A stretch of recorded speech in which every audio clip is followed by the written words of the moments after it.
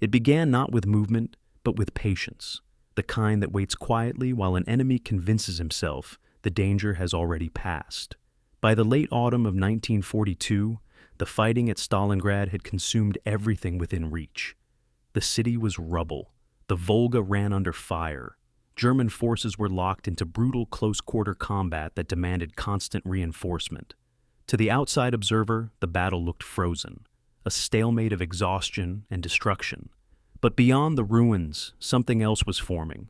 Operation Uranus was not built on desperation. It was built on observation.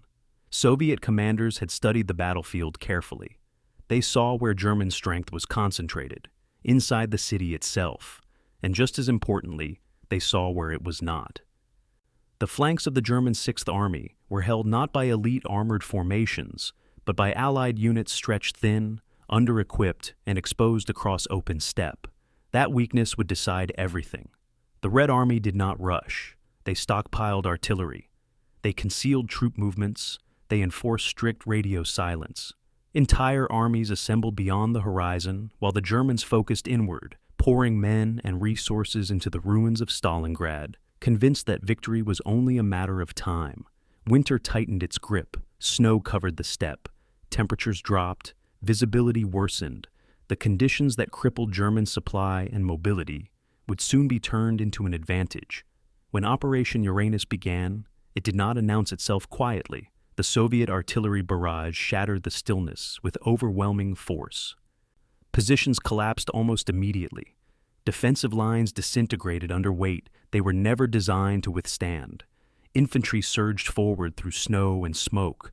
Armor followed close behind, exploiting gaps that widened by the hour. The attack struck from north and south, not at Stalingrad itself, but around it. German commanders were slow to understand what was happening. Reports conflicted. Orders lagged behind reality.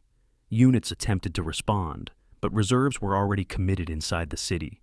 There was nothing left to seal the breach. Within days, the jaws closed. Soviet forces met west of Stalingrad. Roads were cut. Airfields were overrun.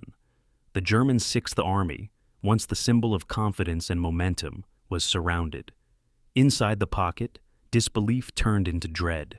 Supplies dwindled rapidly. Food ran short. Ammunition became precious. Attempts to resupply by air failed under winter weather and Soviet pressure. Promises of relief came and went. Orders from above demanded resistance without offering escape. Men froze, starved, and waited as the circle tightened. Outside the encirclement, Soviet forces did not pause. They fortified the ring. They repelled breakout attempts. They prepared to destroy what they had trapped. Operation Uranus had achieved more than a tactical success.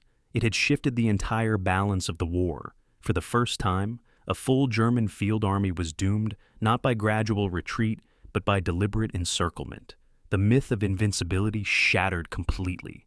The initiative passed decisively to the Red Army, and it would never fully return. The cost was immense. Hundreds of thousands would die or be captured. The suffering inside the pocket would echo for generations. The war itself entered a new, irreversible phase. Operation Uranus matters because it shows how wars are often decided away from the place everyone is watching. Not in the ruins that dominate headlines, but in the quiet planning beyond them, in patience, in preparation. It reminds us that victory does not always come from striking harder. Sometimes it comes from striking where no one expects, at exactly the right moment. Tonight, we return to that turning point, to the frozen steppe beyond Stalingrad, to the moment when the trap was sprung and the war changed direction forever, to Operation Uranus, where patience became power. And before we continue, if you're still here, listening carefully, if these long, immersive journeys into history help you slow down, reflect, or step away from the noise of the day, then I hope you'll consider subscribing. When you subscribe, you're not just supporting a channel, you're helping keep this calm, thoughtful style of storytelling alive. If this space gives you perspective, comfort, or simply somewhere steady to rest your thoughts, then stay with me, settle in. This is the story of Operation Uranus, November 11th, 1942, A Romanian sentry stands guard along the frozen Don River, 200 kilometers northwest of Stalingrad. He stamps his feet against the cold, watching his breath crystallize in the darkness. Across the steppe, beyond the range of his vision, he hears something. Not the wind, not the usual night sounds. Something mechanical, distant, rhythmic. His hands tighten on a rifle manufactured in Czechoslovakia more than a decade ago. He tells himself it's nothing, but the sounds continue night after night, growing neither louder nor quieter. Something is moving out there in the darkness, something vast. Inside Stalingrad itself, the German 6th Army believes victory is days away. On October 28, 1942, Wehrmacht infantry clear the Red October factory room by room, floor by floor, firing into shadows and rubble. Every building costs lives. Every stairwell becomes a tomb. But the Germans are winning. General Friedrich Paulus reports to Adolf Hitler that 90% of the city is secured. The Soviet defenders are compressed into a strip of ruins barely 3 kilometers wide, their backs against the Volga River. One more push, the German soldiers tell each other. One more week, then they can leave this hellish place, rest, and prepare for next year's campaign. They don't realize they're already dead men. The geography of their position should terrify them, but it doesn't. The 6th Army, 270,000 men strong, occupies a narrow corridor stretching from the Don River bend eastward to Stalingrad. This corridor is roughly 150 kilometers long, but only 40 to 60 kilometers wide, a dangerously thin penetration into Soviet territory.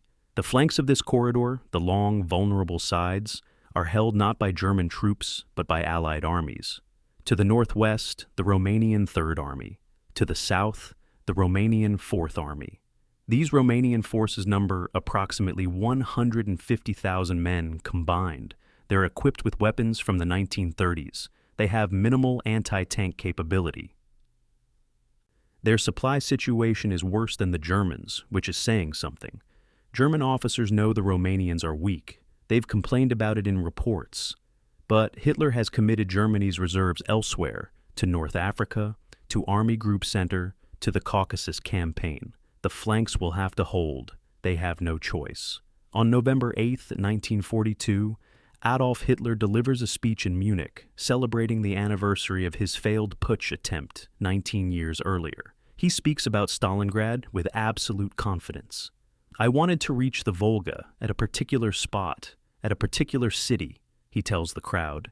"The city happens to bear the name of Stalin himself. I wanted to take it, and, we've been modest. We actually have it." The audience erupts in applause. Only a few small pockets remain. Some people ask, "Why don't you finish it faster?" "Because I don't want another Verdun. I prefer to do it with small assault parties. Time plays no role." He's lying about the time. Time is Germany's enemy. Winter is coming. But Hitler believes what he's saying. He believes Stalingrad is won. The truth is more complicated. The 6th Army is exhausted. 4 months of urban combat have shattered divisions that were elite formations in June. Casualty rates are catastrophic. The German military requires 750 tons of supplies per day to keep the 6th Army functional. Food, ammunition, fuel, winter clothing, medical supplies. They're receiving about 300 tons per day. Railroad capacity is insufficient. Trucks break down on the primitive roads. The Volga River cuts Stalingrad off from easy supply routes. Soldiers are already cold. November 12th brings the first sustained freeze, minus 15 degrees Celsius. Winter clothing hasn't arrived. Medical evacuations are backlogged. And still, they fight for individual buildings, grinding forward meters at a time. German intelligence believes the Soviet Union is nearly broken. Fremde Heere Ost, the Foreign Army's East Intelligence Section, estimates Soviet reserve strength at approximately 400,000 troops total across the entire Eastern Front. This estimate will prove catastrophically wrong by a factor of more than 2. German reconnaissance flights spot some Soviet movements north of the Don, but analysts dismiss them as defensive repositioning. The Red Air Force has achieved something close to parity over Stalingrad, limiting German aerial reconnaissance.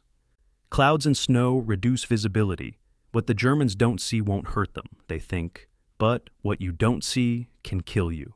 On November 17, 1942, Soviet reconnaissance teams operating behind Romanian lines observed something remarkable. German supply dumps, massive concentrations of fuel, ammunition, and food sit virtually unguarded. The Romanians lack the manpower to secure their entire sector. These dumps are positioned to support the final assault on Stalingrad, the push that will drive Soviet forces into the Volga. But the reconnaissance teams, wearing white winter camouflage, creep close enough to photograph them. They map exact coordinates. They count trucks and rail cars. Then they disappear back into the snow. The information goes up the chain of command. Soviet artillery officers receive target lists. They'll remember those coordinates. The German soldiers in Stalingrad are focused on the battle in front of them. They're clearing the Barricadi gun factory, fighting over twisted metal and collapsed concrete. They're pushing toward the last Soviet strongpoints near the Volga. Every day brings small victories. A street taken, a building secured. Red Army resistance seems to be weakening. Surely it cannot last much longer.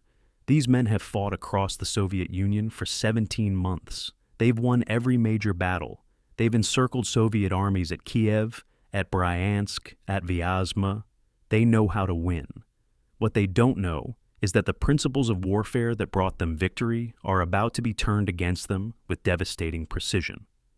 The Romanian sentry on the Don River shivers through another night. November 20th is approaching. The sounds across the darkness have grown more distinct. Now he can identify them. Tank engines, hundreds of them. He reports this to his officers. They tell him not to worry. Soviet tanks are inferior to German panzers. Everyone knows that. And besides, if the Soviets attack, German reinforcements will arrive. Won't they? The sentry isn't reassured. He's a peasant from Wallachia, conscripted into an army, fighting a war he doesn't understand. Thousands of kilometers from home. His equipment is obsolete. His winter coat is thin. His officers don't inspire confidence. He stares into the darkness and hears the future approaching. 3 days. He has 3 more days before his world ends. Back in Stalingrad's ruins, a German officer writes a letter home. "We will celebrate Christmas in a warm barracks, somewhere behind the lines," he promises his wife. This nightmare is almost over. He seals the letter and gives it to a courier heading west.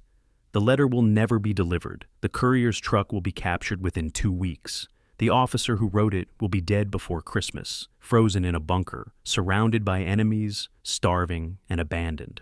But he doesn't know that yet. None of them do. They think they're winning. They think Stalingrad's fall will secure Germany's southern flank, protect the Caucasus campaign, and position the Wehrmacht for final victory in 1943. They're partially right. Stalingrad will determine the war's outcome.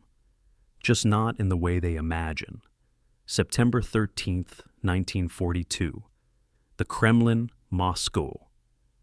Marshal Georgy Zhukov and Colonel General Alexander Vasilevsky enter Joseph Stalin's office carrying rolled maps and thick folders of intelligence reports.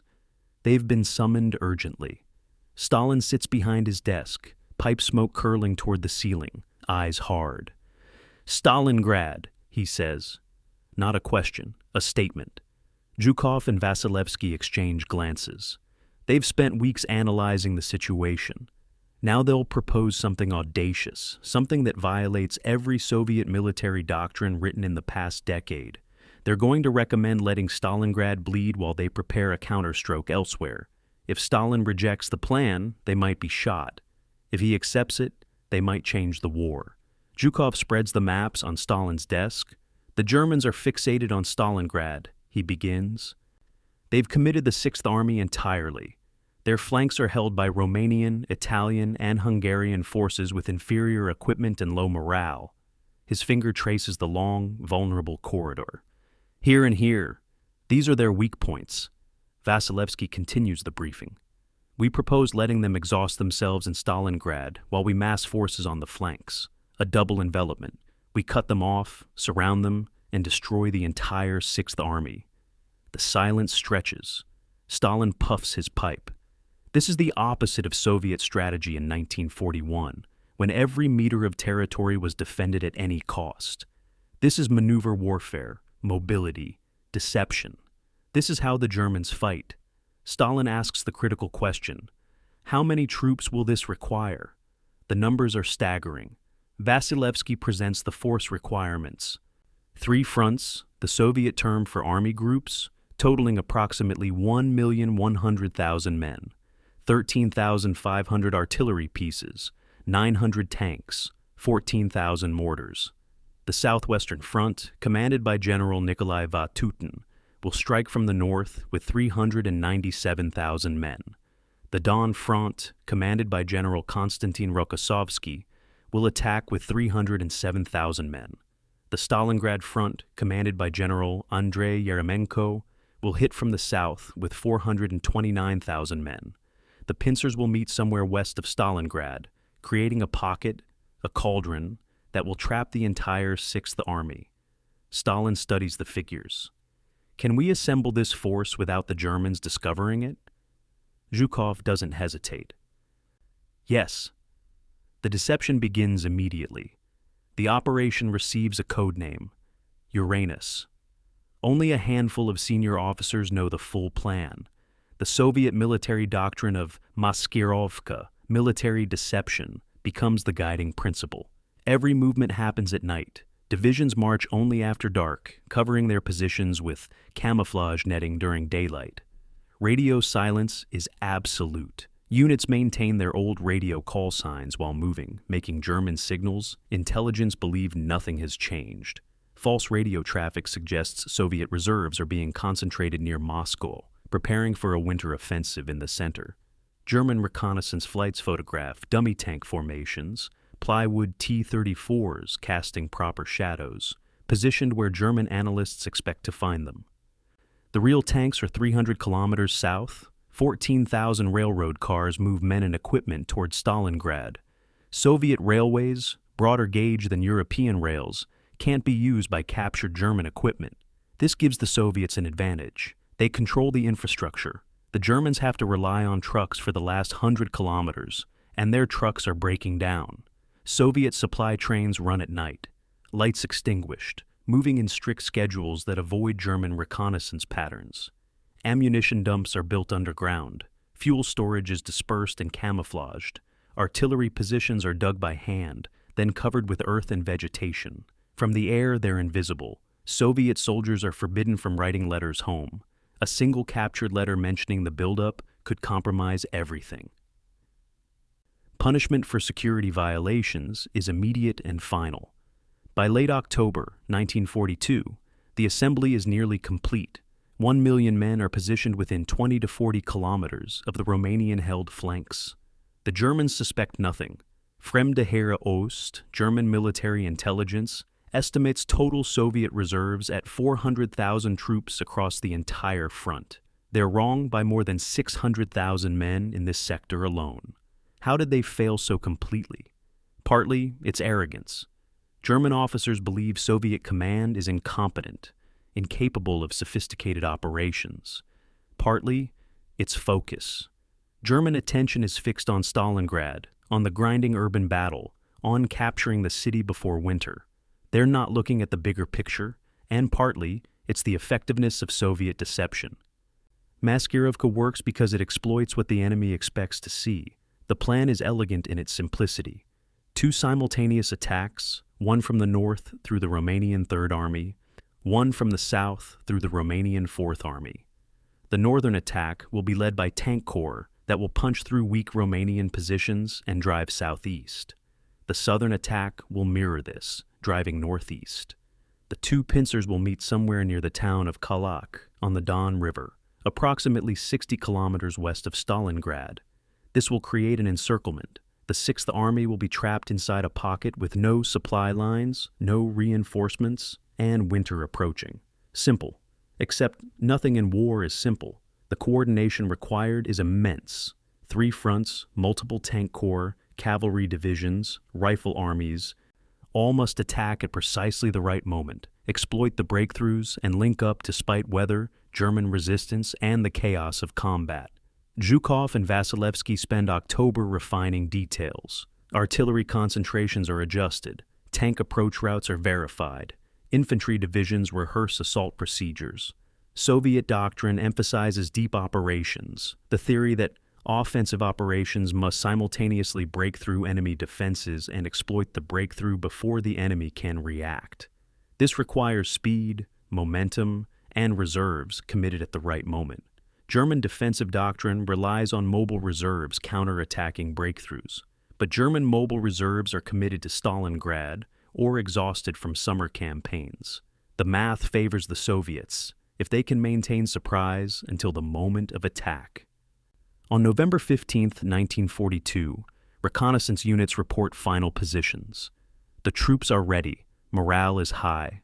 Unlike the desperate defensive battles of 1941, this feels different. This is Soviet armies attacking, choosing the time and place, holding the initiative. Soldiers sense it. Junior officers speak quietly about revenge. The Germans have occupied Soviet territory for 17 months. They've burned villages, murdered civilians, destroyed crops. Now comes the reckoning. Stalin sets the attack date, November 19th for the northern offensive, November 20th for the southern. The weather forecast predicts snow and fog, perfect conditions for concealing movement. Zhukov issues final orders. Radio silence will be maintained until the artillery barrage begins. After that, it won't matter.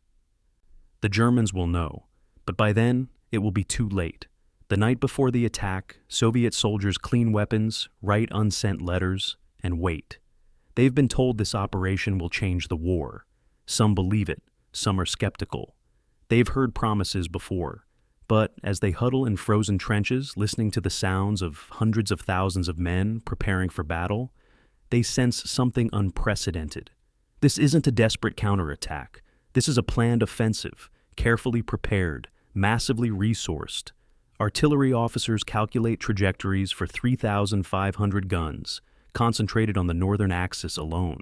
Tank crews run final checks on engines that must start in -20-degree cold. Infantry lieutenants memorize assault maps. Everyone knows their role. At dawn on November 19th, the largest Soviet offensive operation of the war will begin. The Germans have no idea. They're still focused on Stalingrad, still clearing factories, still believing victory is close. They're about to learn what happens when you become so fixated on one objective that you ignore everything else. They're about to be taught by masters of operational warfare who learned their craft by studying German victories. The students have become teachers. The lesson will be written in blood. November 19th, 1942, 5 o'clock in the morning. Darkness still covers the frozen steppe northwest of Stalingrad.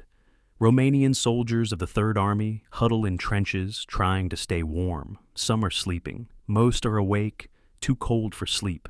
A few sentries scan the darkness, seeing nothing through the fog and snow.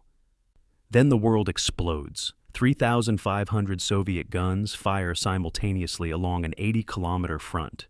The sound is beyond comprehension. It's not individual explosions. It's a continuous roar, an apocalyptic thunder that shakes the ground and splits the sky. Romanian soldiers who survive the first seconds scramble from dugouts, confused, terrified, unable to hear their officers screaming orders. The barrage lasts 80 minutes. When it stops, the Romanian Third Army has effectively ceased to exist as a fighting force. The Romanian positions were inadequate from the start. Trenches are shallow, too frozen to dig properly. Bunkers are makeshift.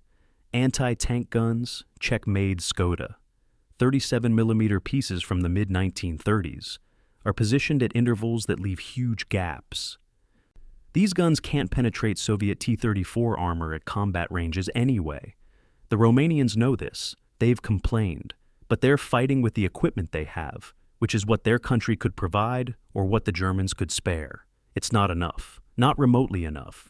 As the artillery barrage lifts, Soviet infantry advances through the smoke and snow. Behind them, tank corps mass for the breakthrough.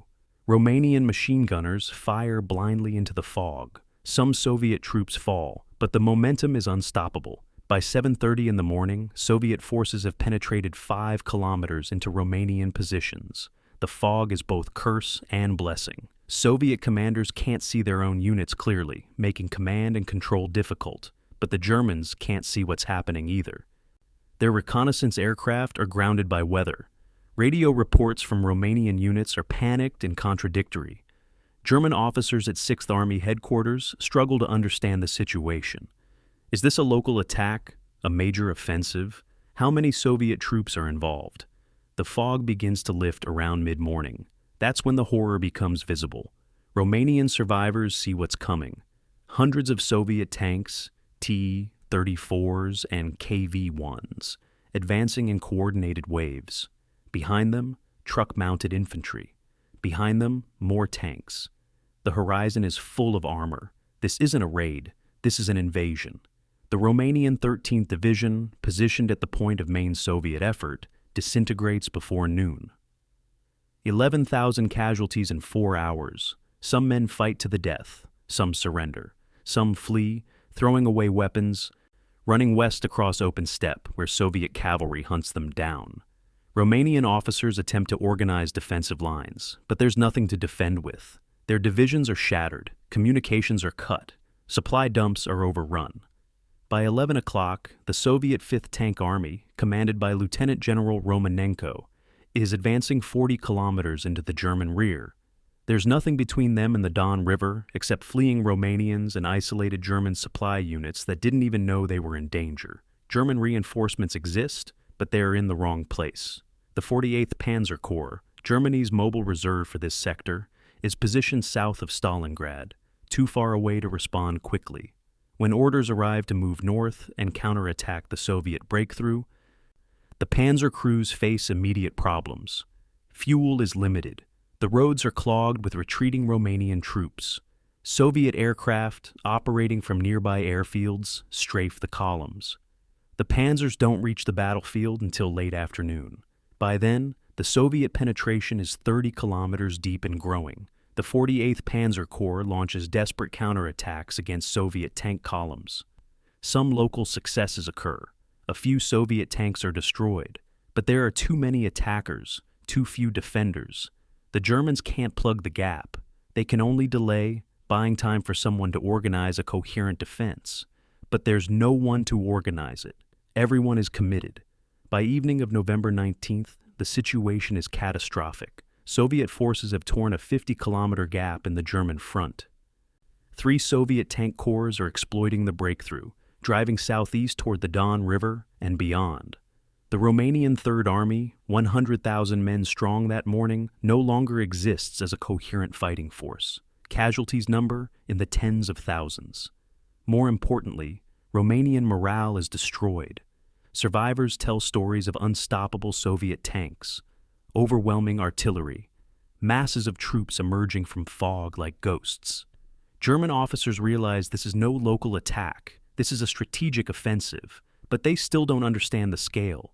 Reports are fragmented. Communications are chaotic.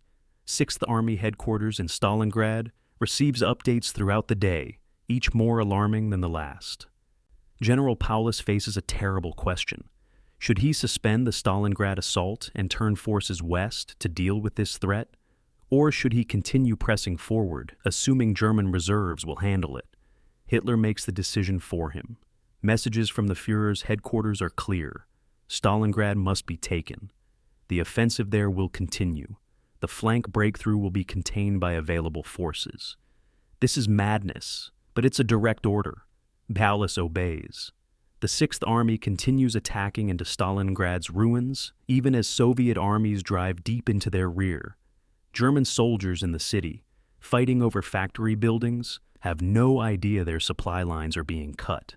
They're focused on the enemy in front of them. They don't realize the enemy behind them is more dangerous. Soviet commanders are ecstatic but cautious. The breakthrough exceeded expectations, but experience has taught them not to celebrate prematurely. German armies have counterattacked effectively before. Exploitation forces must maintain momentum. Tank corps receive orders. Bypass resistance.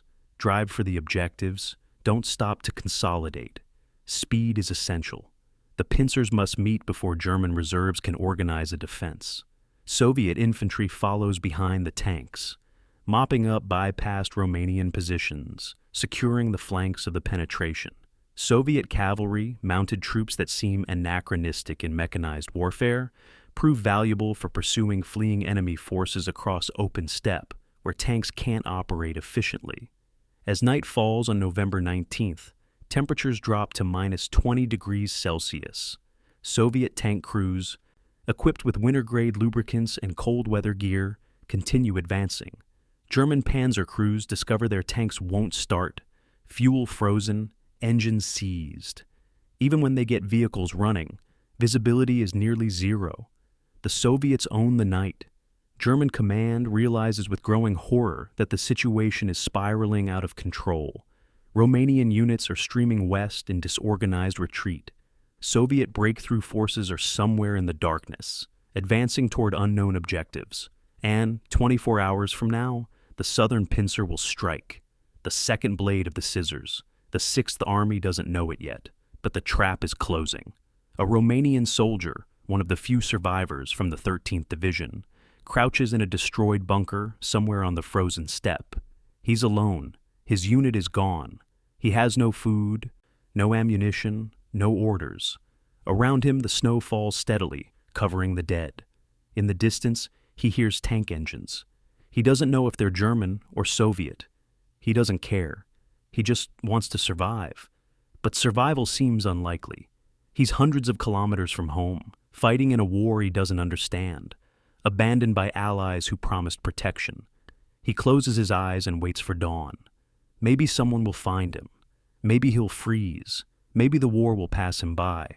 He doesn't know that what happened today will change the course of World War II. He doesn't know that historians will study this battle for generations. He just knows that something terrible has begun, something beyond his comprehension. He's right. November 20th, 1942, 8 o'clock in the morning, the Romanian 4th Army, positioned south of Stalingrad, has spent a sleepless night listening to rumors from the north, stories of Soviet breakthrough, of Romanian 3rd Army collapse, of unstoppable tank columns. The rumors are terrifying, but they're also distant. Maybe it won't happen here. Maybe the northern attack was the only attack. Maybe German reinforcements will restore the situation. These hopes last exactly until 8 o'clock, when the southern artillery barrage begins. 2,000 Soviet guns fire along a 60-kilometer front. The Romanian 4th Army, already demoralized by news from the north, breaks even faster than its sister army. Entire regiments surrender without firing a shot. Officers abandon their commands. Within hours, the southern front dissolves. The Soviet forces attacking from the south are even stronger than those in the north. The 51st and 57th Armies, supported by the 4th Mechanized Corps and the 4th Cavalry Corps, total 420,000 men. They face Romanian divisions already psychologically shattered. The Romanians know what happened yesterday. They know their equipment is inadequate. They know German support isn't coming. When Soviet tanks appear through the morning fog, Romanian resistance collapses across entire sectors simultaneously. Some units fight. The Romanian 6th Corps attempts to establish a defensive line and holds for several hours before being overwhelmed. But these are exceptions. The overall picture is disintegration. By 10 o'clock in the morning, Soviet tank columns are advancing unopposed into the German rear. The Soviet 4th Mechanized Corps, commanded by Major General Volsky, reports minimal resistance. His tanks advance 20 kilometers by midday. Radio reports back to headquarters are almost confused by the lack of opposition. Proceeding to objectives, one tank battalion commander reports. No enemy contact. This is unprecedented. In 1941, every Soviet advance met fanatical German resistance. Now, the roles are reversed. Soviet forces are advancing, Germans are scrambling, and the Allies Germany relied upon are evaporating. Volsky pushes his corps hard. The objective is Kalach, a town on the Don River northwest of Stalingrad. If his corps can reach Kalach and link up with the northern pincer, the encirclement will be complete. Speed is everything. The Germans must not be given time to react. In Stalingrad, General Paulus receives the news from the southern front with growing dread. Two massive Soviet offensives, north and south, launched within 24 hours. The implications are obvious. This is a planned encirclement. The Sixth Army is the target. Paulus immediately requests permission to suspend Stalingrad operations and turn his army west to break the encirclement before it forms. His staff officers calculate that the Sixth Army could probably fight its way out if they act within the next 48 hours. After that, the Soviet pincers will meet, and extraction becomes exponentially more difficult. Paulus composes a message to Army Group Headquarters requesting authorization for a fighting withdrawal. The message goes up the chain of command. It reaches Field Marshal von Weichs, commanding Army Group B. Von Weichs endorses the request and forwards it to the Führer's headquarters. Then, everyone waits. Hitler is at the Berghof, his mountain retreat in Bavaria, when the reports arrive. His initial reaction is disbelief. How could the Soviets launch an offensive of this scale? German intelligence assured him Soviet reserves were depleted. Stalingrad was supposed to be the final victory in the South before winter. Now, everything is collapsing. But Hitler's worldview doesn't accommodate retreat.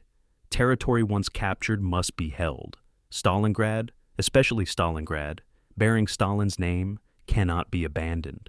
German armies have retreated before, during the winter of 1941 and 1942 before Moscow. Hitler believes those retreats were mistakes, signs of weak commanders lacking willpower. He's determined not to repeat that error. His response to Paulus is unambiguous. The Sixth Army will hold its positions regardless of enemy attacks from the north and south. The city will be held until relieved. This decision seals the fate of 270,000 men. Paulus reads Hitler's order with despair. His chief of staff, General Schmidt, argues they should disobey. The Führer doesn't understand the situation, Schmidt insists. We have 48 hours to break out. After that, we're trapped. But Paulus is a by-the-book officer. He's never disobeyed an order in his career. He won't start now, even with catastrophe looming. We will obey, Paulus says quietly. The Sixth Army will hold Stalingrad. The relief will come. Hitler has promised. The order goes out to all divisions. Continue current operations. Prepare for all-around defense. In other words, keep fighting in Stalingrad while Soviet armies cut your supply lines. By evening of November 20th, the strategic situation is clear to everyone, except those who refuse to see it. Two Soviet pincers, totaling over 800,000 men, are driving toward each other.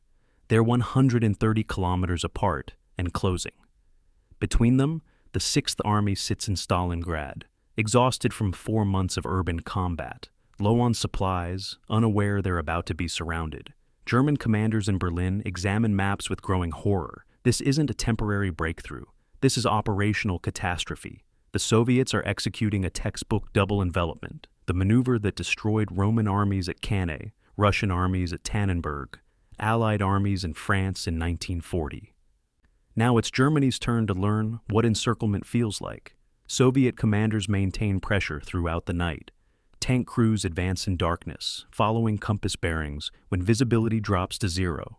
Infantry divisions march through snow, securing flanks, capturing supply dumps, processing thousands of Romanian prisoners who seem relieved the fighting is over. Soviet logistics units race to keep up with advancing forces. Fuel trucks follow tank columns. Ammunition carriers resupply artillery batteries. Field kitchens serve hot meals to troops who haven't eaten well in months. The Red Army of November, 1942, bears little resemblance to the broken force of June, 1941. These soldiers are experienced, well-equipped, properly led. They've learned from their defeats. Now they're applying those lessons with devastating effectiveness. German attempts to organize counterattacks fail repeatedly. The 48th Panzer Corps in the north and the 29th Motorized Division in the south launch desperate assaults against Soviet columns. Some local successes occur. A few Soviet tanks are destroyed. Some infantry positions overrun. But these are pinpricks against a tidal wave. The Germans lack the forces to stop two massive Soviet offensives simultaneously. Every unit committed to stopping one pincer weakens defenses against the other. German commanders face impossible choices. Defend the flanks, or reinforce Stalingrad? extract the Sixth Army, or send reserves to hold the corridor. Every option is bad. They choose the worst. Trying to do everything, accomplishing nothing. As November 20th ends, the distance between the Soviet pincers has shrunk to 100 kilometers. The northern force has advanced 50 kilometers in 2 days. The southern force has matched that pace. Simple mathematics says they'll meet in 2 days, probably near Kalach. When they do, the Sixth Army will be encircled, the largest German field army on the Eastern Front, the spearhead of the summer offensive, the force that was supposed to secure the Volga and protect the drive into the Caucasus, will be trapped, cut off from supplies, surrounded by enemies. Winter approaching, Hitler has forbidden retreat. Help may or may not arrive. And inside Stalingrad's ruins, German soldiers continue fighting over factory buildings, unaware that their war is about to change forever. The jaws are closing. In 48 hours, they'll slam shut. November 22nd, 1942. Afternoon. Near the town of Sovetsky, northwest of Stalingrad, a Soviet tank commander scans the horizon through his vision port. His T-34 has been advancing for 3 days straight, pausing only to refuel and rearm. His crew is exhausted, but exhilarated. They've broken through enemy lines, driven deep into German rear areas, captured supply dumps, scattered fleeing Romanian troops. Now, approaching Sovetsky, they see something remarkable: more Soviet tanks.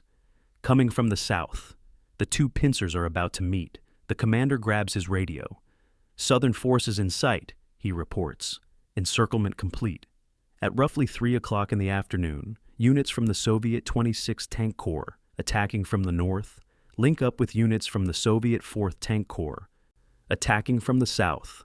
The trap is sprung. The meeting point is anticlimactic in some ways. No great battle occurs, no dramatic last stand. Just exhausted Soviet tankers from two different fronts recognizing each other, sharing cigarettes, confirming map coordinates. But the strategic implications are seismic. The German Sixth Army, 270,000 men, is now surrounded. Additionally trapped are elements of the 4th Panzer Army, approximately 20,000 men, Romanian, Croatian, and Italian units that were attached to 6th Army, another 100,000. Total forces in the pocket, roughly 390,000 soldiers. They occupy an area approximately 50 kilometers east-west, 40 kilometers north-south. This is the Kessel, the cauldron, a bubbling pot of trapped armies. And winter is making the fire hotter. November 23rd, morning. German soldiers in Stalingrad wake to confusing reports. Soviet forces are west of them, not attacking from the east, across the Volga. From the west, behind them. For soldiers who fought in enclosed urban terrain for months, this news is disorienting. How can the enemy be behind us? The radio messages are garbled, contradictory. Some units report being fired upon from unexpected directions. Supply convoys that left the city yesterday haven't returned. What's happening? By midday, the truth spreads through the ranks. We're surrounded. The Sixth Army is cut off. Soviet forces have closed a ring around Stalingrad. No supplies are getting through. No reinforcements are coming. We're alone. General Paulus convenes an emergency conference with his senior officers. The situation is catastrophic, but not yet irretrievable. The Sixth Army still has approximately 100 operational tanks, 1,800 artillery pieces, and 9 divisions that are relatively intact. If they act immediately, they can probably break out westward, fighting through the Soviet encirclement before it solidifies. Colonel General Hoth, commanding 4th Panzer Army, argues forcefully for immediate breakout. "We have 48 hours, Hoth insists. After that, the Soviets will fortify their positions and breaking out becomes exponentially more difficult. General Seidlitz, commanding 51st Corps, agrees. "We must break out now, with or without permission." But Paulus refuses. Hitler's order was explicit: hold Stalingrad. To disobey would be insubordination. To retreat would be cowardice. Paulus composes a request for authorization to break out. He sends it to Army Group headquarters. Then he waits. Hitler's response arrives November 24th. It's brief and unambiguous. The Sixth Army will hold its current positions. It will defend itself on all sides until relieved. The Volga must be held. The forces in Stalingrad are to be known henceforth as Fortress Stalingrad. The order is insane. Stalingrad is not a fortress. It's a ruined city with no fortifications, no supply stockpiles, no prepared defenses facing west. A fortress requires supplies, ammunition, food, fuel. The Sixth Army has perhaps 2 weeks' worth at current consumption rates, less if fighting intensifies. But Hitler has spoken. Paulus reads the order to his staff. Several officers protest. This is suicide. We must break out. Paulus shakes his head. We will obey. The window of opportunity closes. The Sixth Army will stay in Stalingrad and die there. Soviet engineers work with frantic energy to fortify the encirclement. The inner ring, facing the trapped German forces, receives priority. Trenches are dug, anti-tank ditches are excavated in frozen earth, artillery positions are camouflaged. Machine gun nests cover likely German breakout routes. The Soviets know the Germans might try to escape. They must make escape impossible. Simultaneously, an outer ring is constructed facing west. This ring will defend against German relief attempts, because the Germans will try to rescue their trapped army. Of course they will. Soviet commanders expect this. The outer ring must hold until the inner ring can crush the pocket. It's a race between extermination and rescue. November 25th.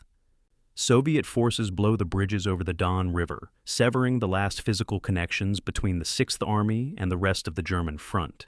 The Kessel is now isolated. Only aircraft can reach it. This fact will become critically important. 390,000 men require enormous supplies: food, ammunition, fuel, medicine, winter clothing. The German military calculates that 750 tons per day are needed to keep the Sixth Army functional. This number is probably conservative. Can 750 tons per day be delivered by air? Reichsmarschall Hermann Göring, commander of the Luftwaffe, Germany's air force, claims it's possible. The Luftwaffe can supply Stalingrad, he assures Hitler. This promise is based on wildly optimistic assumptions about aircraft availability, weather, and Soviet air defenses. But it's what Hitler wants to hear. The airlift becomes official policy. Inside the pocket, soldiers begin to understand their situation. They're trapped, surrounded. Winter is here, temperatures already minus 20 Celsius. Food rationing begins immediately. Fuel is conserved. Ammunition expenditure is restricted. The Sixth Army transitions from offensive operations to defensive posture. Units withdraw from Stalingrad's western districts to shorten the defensive perimeter. Stalingrad itself becomes less important. The goal now is survival. Hold the pocket. Wait for relief. Trust that the Luftwaffe can supply us. Trust that German armies will break through to rescue us. Trust that Hitler knows what he's doing. For professional German officers who've won every campaign from Poland to France to the Soviet Union's borders, this situation is unprecedented. They've never been trapped. They've never been the ones encircled. That's what happened to enemy armies, not to them. The psychological shock is profound. Soviet propaganda units broadcast surrender appeals in German. Loudspeakers set up near the front lines promise fair treatment for prisoners. German soldiers, your situation is hopeless. You are surrounded. No relief is coming. Surrender, and you will be fed, clothed, and repatriated after the war. Some German soldiers are tempted. Most are not. Soviet treatment of prisoners in 1941 was often brutal. Trust is non-existent. Besides, German military culture stigmatizes surrender. A soldier fights to the death or until the situation is completely hopeless. And in late November 1942, the situation isn't completely hopeless yet. The Luftwaffe is coming. Reinforcements are gathering. Field Marshal von Manstein, Germany's most brilliant operational commander, has been appointed to organize the relief. Help is coming. Just hold on. Just survive a few more weeks. That's what the soldiers tell themselves. That's what their officers tell them. They believe it because the alternative is despair. November ends with the encirclement complete and solidifying. The Soviet ring is imperfect, with gaps and weak points. A determined breakout might still succeed. But that option requires defying Hitler's direct order and no German general in Stalingrad is willing to do that. So, the Sixth Army settles into its pocket, organizing defensive positions, rationing supplies, waiting. Outside the pocket, Soviet forces consolidate their victory. Casualties are counted, prisoners are processed, equipment is repaired, and plans are made for the next phase. Because this isn't over. Encirclement is one thing, destruction is another. The Soviets intend to destroy the Sixth Army completely, annihilate it, make it cease to exist. They have time. Winter is their ally. Starvation is their weapon. And the Germans have nowhere to go. The cauldron is sealed. Now it just needs to boil. June 1941. Marshal Georgy Zhukov stands near the Soviet-German border, watching the disaster unfold. German panzer divisions are encircling Soviet armies with mechanical precision. Hundreds of thousands of Soviet soldiers are being trapped in massive pockets. Minsk, Smolensk, Kiev. The technique is devastatingly effective. Break through with tanks, drive deep, close the circle, then destroy the trapped forces. Zhukov watches and learns. He's one of the few Soviet commanders who escaped Stalin's purges of the late 1930s. He survived by being competent, ruthless, and lucky. Now he's watching the Germans execute operational maneuver warfare better than anyone in history. He memorizes every detail. If we survive this, he thinks, we'll use these tactics against them. He doesn't know if the Soviet Union will survive, but he knows that if it does, he'll remember this lesson. September 1942. Zhukov and General Alexander Vasilevsky sit in a Moscow planning room, surrounded by maps of the Stalingrad sector. They've been studying this problem for weeks. The German Sixth Army is overextended, focused entirely on capturing Stalingrad, flanks held by weak Allied forces. It's exactly the kind of situation that leads to encirclement. Zhukov draws circles on the map. Here and here, he says, we attack the Romanian armies simultaneously. Two pincers drive toward each other, meeting somewhere west of Stalingrad. The Sixth Army is trapped. Vasilevsky nods. Deep operations theory, simultaneous breakthrough and exploitation. They're discussing Soviet military doctrine developed in the 1930s, but never successfully implemented. Now they have a chance to prove it works. Vasilevsky is the theorist, the planner. Zhukov is the executor, the man who makes things happen in the field. Together, they're formidable. Vasilevsky represents a new generation of Soviet commanders, officers who weren't tainted by Civil War politics, who studied modern warfare scientifically, who understood combined arms operations. He survived the purges because he was a political, competent, and valuable. Now, Stalin trusts him to plan the most important Soviet offensive of the war. The responsibility is crushing. If Operation Uranus fails, the consequences will be catastrophic. Not just military defeat, personal destruction. Stalin doesn't tolerate failure. Vasilevsky knows this. So he works 18-hour days, checking every calculation, verifying every assumption, building redundancy into every plan. The planning timeline is remarkably compressed. From initial concept in early September to execution in mid-November is only 10 weeks. In that time, they must assemble forces, stockpile supplies, conduct reconnaissance, deceive the enemy, and coordinate 3 separate fronts to attack simultaneously. It's a logistical nightmare. Soviet railways are already strained supporting the Stalingrad defense. Now, they must move an additional 1 million men and 13,000 guns to attack positions without the Germans noticing. Vasilevsky personally supervises the movement schedules. Trains run only at night. Units detrain far from the front and march the last 100 kilometers. Radio silence is absolute. Security is draconian. One captured soldier who talks could compromise the entire operation. The NKVD, Soviet secret police, ensures no one talks. October 1942. Vasilevsky visits the front lines personally, inspecting attack positions, talking to commanders, verifying that plans match reality. He's a hands-on manager, unwilling to trust that subordinates will execute properly without supervision. At one artillery position, he finds guns positioned incorrectly, with insufficient ammunition stockpiled nearby. He orders immediate corrections. When the barrage begins, he tells the artillery commander, You will fire continuously for 80 minutes. That requires precise ammunition supply. Fix this." The commander salutes and fixes it.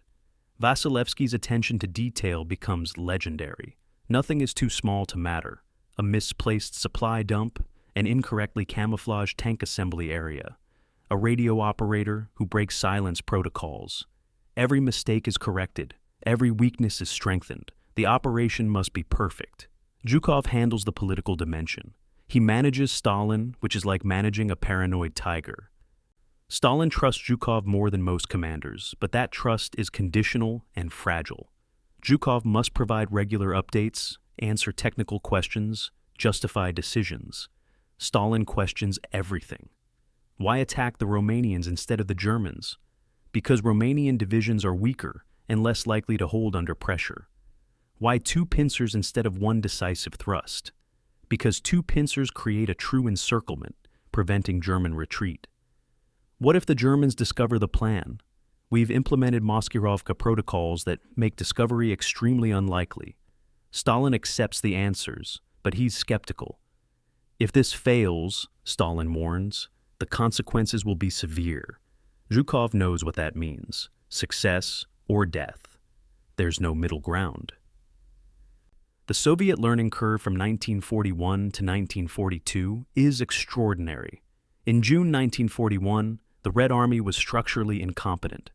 Commanders were terrorized by purges, doctrine was outdated, logistics were chaotic, training was inadequate. The German invasion exposed every weakness. Soviet armies were encircled, destroyed, captured by the millions.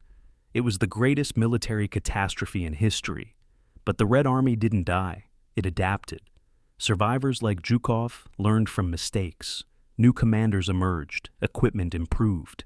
The T-34 tank, rushed into production, proved superior to most German armor. Katyusha rocket launchers provided devastating firepower. Soviet industry, evacuated east of the Urals, churned out weapons at rates the Germans couldn't match. By late 1942, the Red Army is a different organism, still brutal, still willing to accept horrific casualties, but competent, dangerous, capable of sophisticated operations. November 18th, 1942, the night before the offensive. Zhukov and Vasilevsky conduct final staff meetings with front commanders. General Vatutin will lead the Southwestern Front's attack from the north. General Rokossovsky commands the Don Front. General Yeremenko leads the Stalingrad Front's southern attack. These men are competent professionals. They understand the plan. They have the resources. Now, they just need to execute. Zhukov emphasizes one point: speed is essential. Breakthrough and exploitation must be continuous. Don't stop to consolidate. Drive for the objectives. The Germans must not have time to react. The commanders nod. They have learned this lesson from German victories. Momentum wins battles. Hesitation loses them. As the meeting ends, Stalin calls from Moscow. "Is everything ready?" he asks Zhukov. "Yes," Zhukov replies. "The operation will proceed as planned." There's a pause. Then Stalin says something unexpected. "If you succeed, this will change the war. If you fail, it may not matter because we'll all be dead or in prison. But I think you'll succeed. You've planned well." It's the closest thing to encouragement Stalin ever offers. Zhukov hangs up and permits himself a moment of satisfaction. They've done everything possible. The forces are assembled. The plans are sound. The element of surprise is intact. Tomorrow, the Red Army will demonstrate that it has learned from its defeats. Tomorrow, the students will teach the masters. Tomorrow, Operation Uranus begins. The architects of Stalingrad's encirclement are not household names in the West. Zhukov becomes famous later, but in November 1942, he's just another Soviet marshal. Vasilevsky is virtually unknown. But these men designed an operation that military historians still study as a masterpiece of operational art. They identified enemy weakness. They concentrated overwhelming force at decisive points.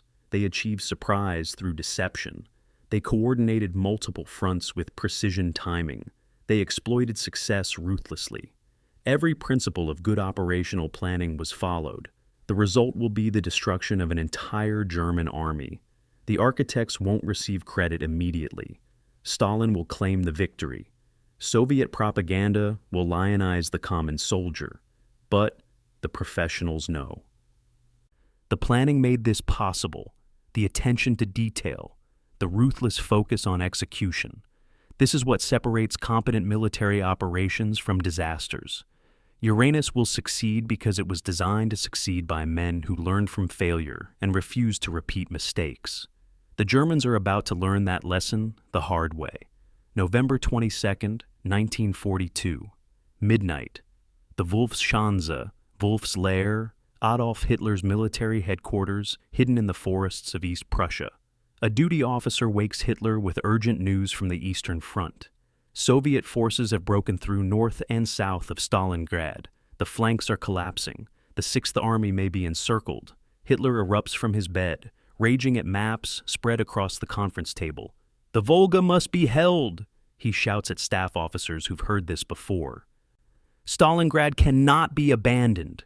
His face reddens, his hands shake. But beneath the theatrics, calculations are occurring. Calculations that will doom 270,000 men.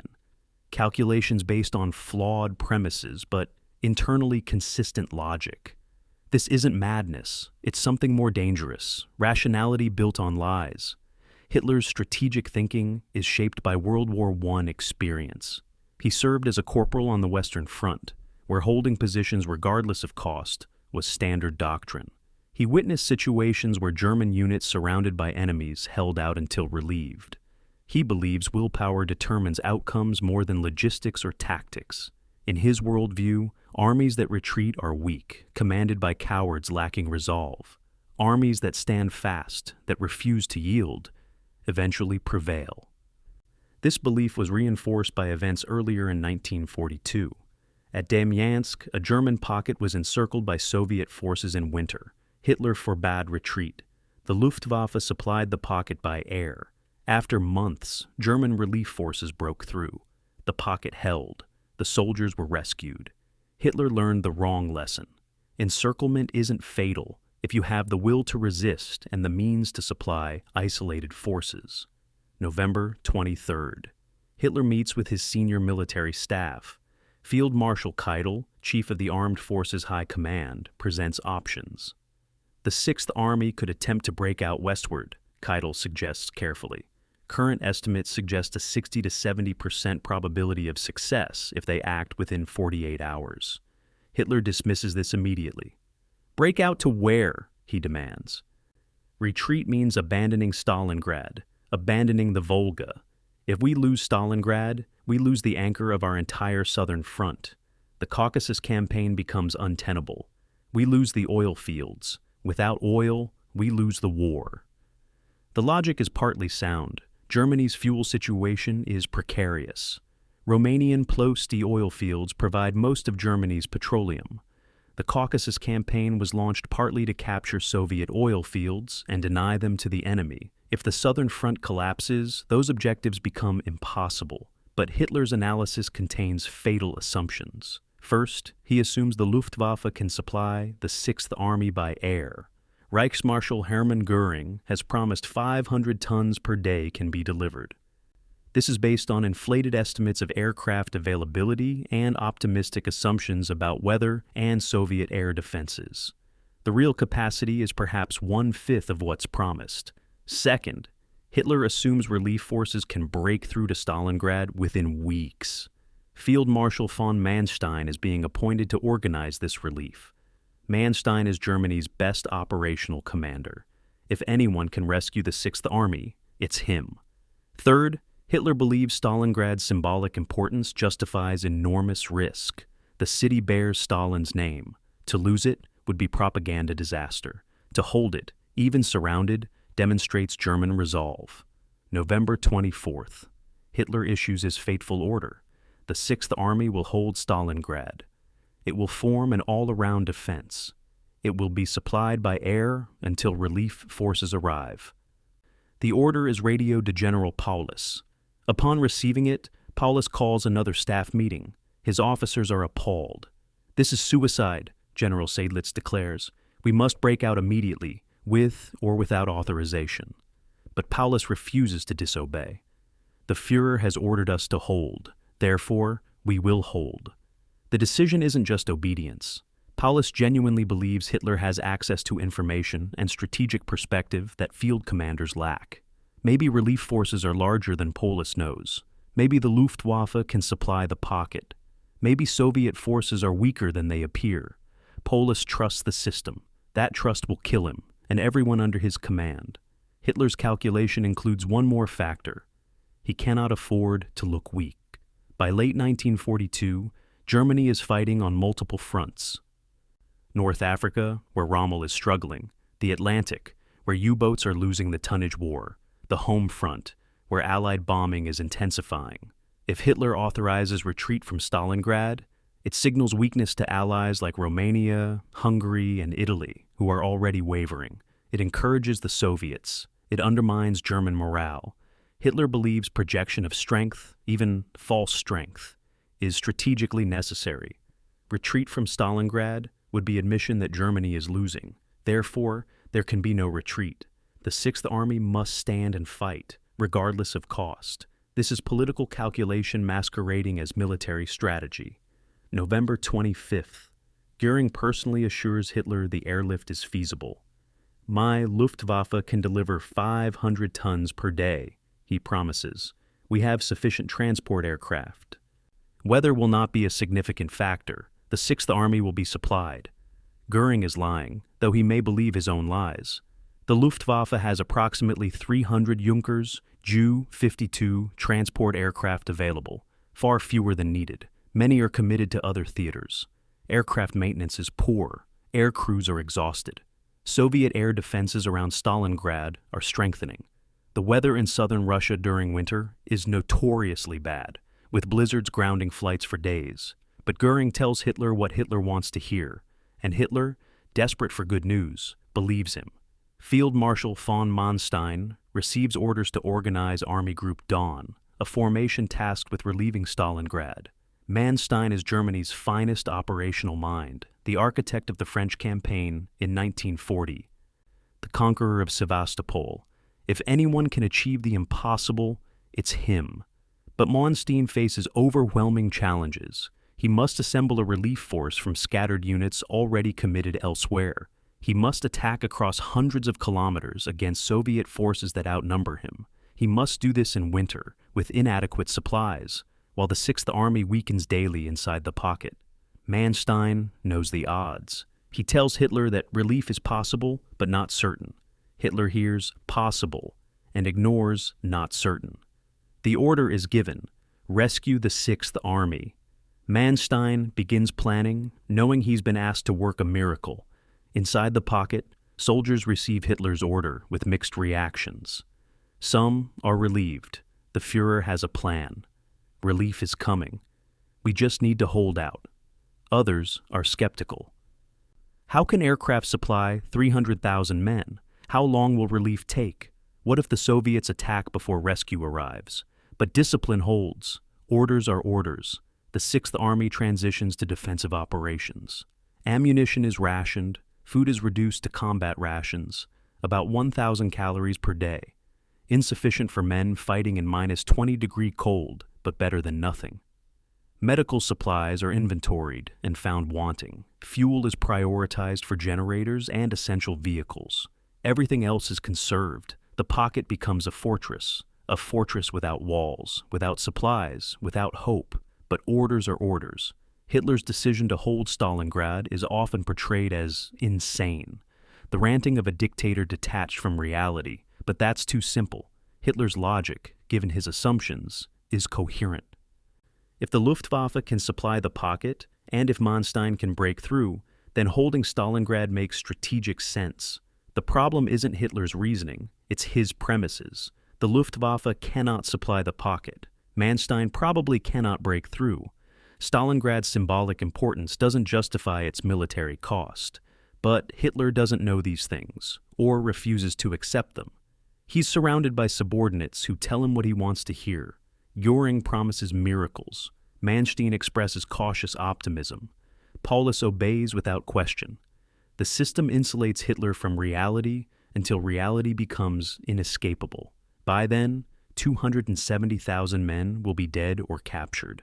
The madman's calculus will be proven catastrophically wrong. But in late November 1942, Hitler believes he's making rational decisions based on available information. He's wrong, but he doesn't know that yet. Neither do the men dying in the snow around Stalingrad. November 23, 1942. General Friedrich Paulus sits in his headquarters, a bunker complex in Stalingrad's Gumrak district. He's 52 years old, tall, aristocratic, impeccably uniformed, even in these circumstances. Before him lies a draft order for the Sixth Army to break out westward, fighting through Soviet encirclement before it solidifies. His chief of staff, Major General Arthur Schmidt, stands nearby, waiting for Paulus to sign. The order is militarily sound. Every tactical consideration favors immediate breakout. The Sixth Army still has fuel, ammunition, and fighting strength. Soviet encirclement forces aren't fully entrenched. A coordinated westward assault would probably succeed.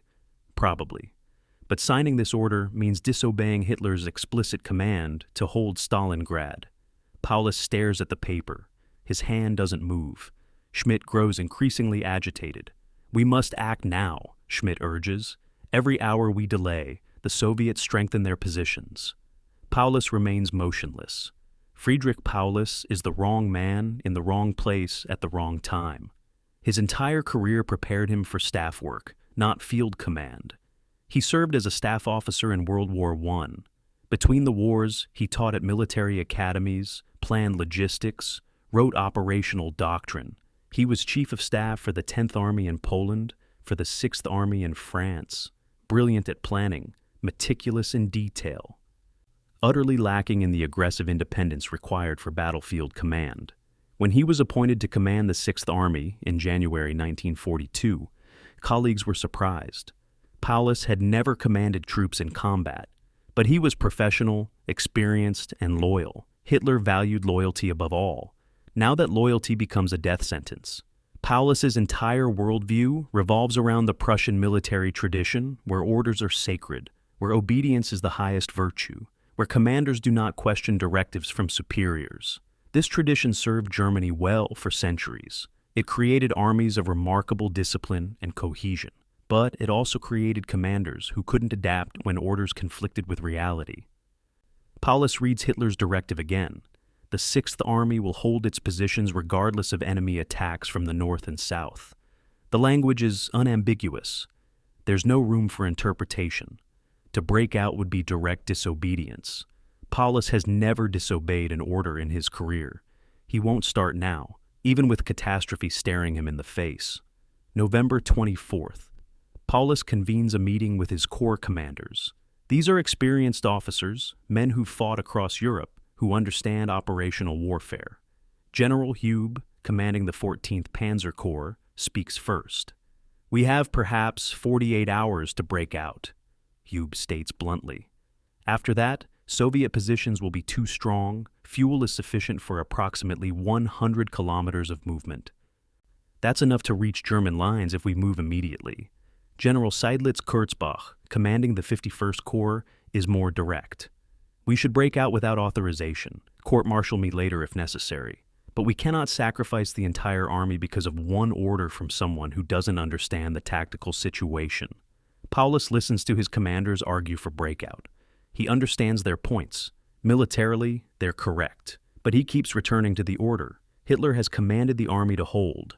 Furthermore, Hitler has promised that the Luftwaffe will supply the pocket and that relief forces will arrive.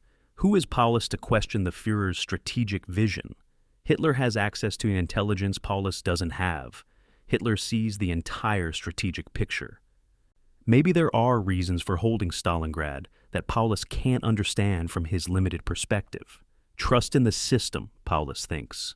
Trust that higher command knows what it's doing. General Seydlitz takes matters into his own hands. On November 25th, without Paulus's authorization, Seydlitz orders his 51st Corps to begin preparing for breakout. Supply dumps are concentrated, vehicles are fueled, routes are planned. Seydlitz intends to present Paulus with a fait accompli. His corps is ready to break out, with or without orders. If Paulus won't give the command, Seydlitz will do it himself and face the consequences. But when Paulus learns of these preparations, he's furious. You will cease these activities immediately, Paulus orders. The 51st Corps will prepare for all-around defense, not for breakout, Seydlitz argues. Paulus remains adamant. The conversation ends with Seydlitz returning to his headquarters, bitter and frustrated. The window for breakout continues closing. Paulus drafts multiple requests to higher command asking for authorization to break out. Each request is carefully worded, presenting the tactical situation, explaining the risks of remaining encircled, noting that current supplies are insufficient for extended defense. But each request ends with deferring to higher authorities' judgment. Paulus never simply states, "I am breaking out." He always asks, "May I break out?" The requests go up the chain to Field Marshal von Weichs at Army Group B, who endorses them and forwards to Hitler. Hitler's responses are consistent. Hold Stalingrad. Relief is coming. The Luftwaffe will supply you. Trust in German resolve. November 28th. The first Luftwaffe supply flights arrive. Ju-52 transports land at Potomnik Airfield, delivering approximately 75 tons of supplies. The 6th Army needs 750 tons per day minimum. This delivery represents 10% of requirements. Paulus watches the unloading and realizes Göring's promise is hollow. The Luftwaffe cannot supply the pocket. But what can he do? He's already committed to holding position. Breaking out now would be more difficult than 5 days ago. Soviet positions have strengthened.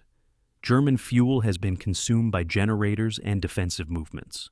The moment for breakout has passed. Paulus is trapped not by Soviet armies but by his own inability to disobey. Paulus's staff officers watch their commander with growing despair. He's a good man, they think, honorable, professional, competent in staff work. But he lacks the ruthlessness required for this situation. He needs to be a battlefield commander who makes hard decisions, who prioritizes soldiers' lives over abstract obedience.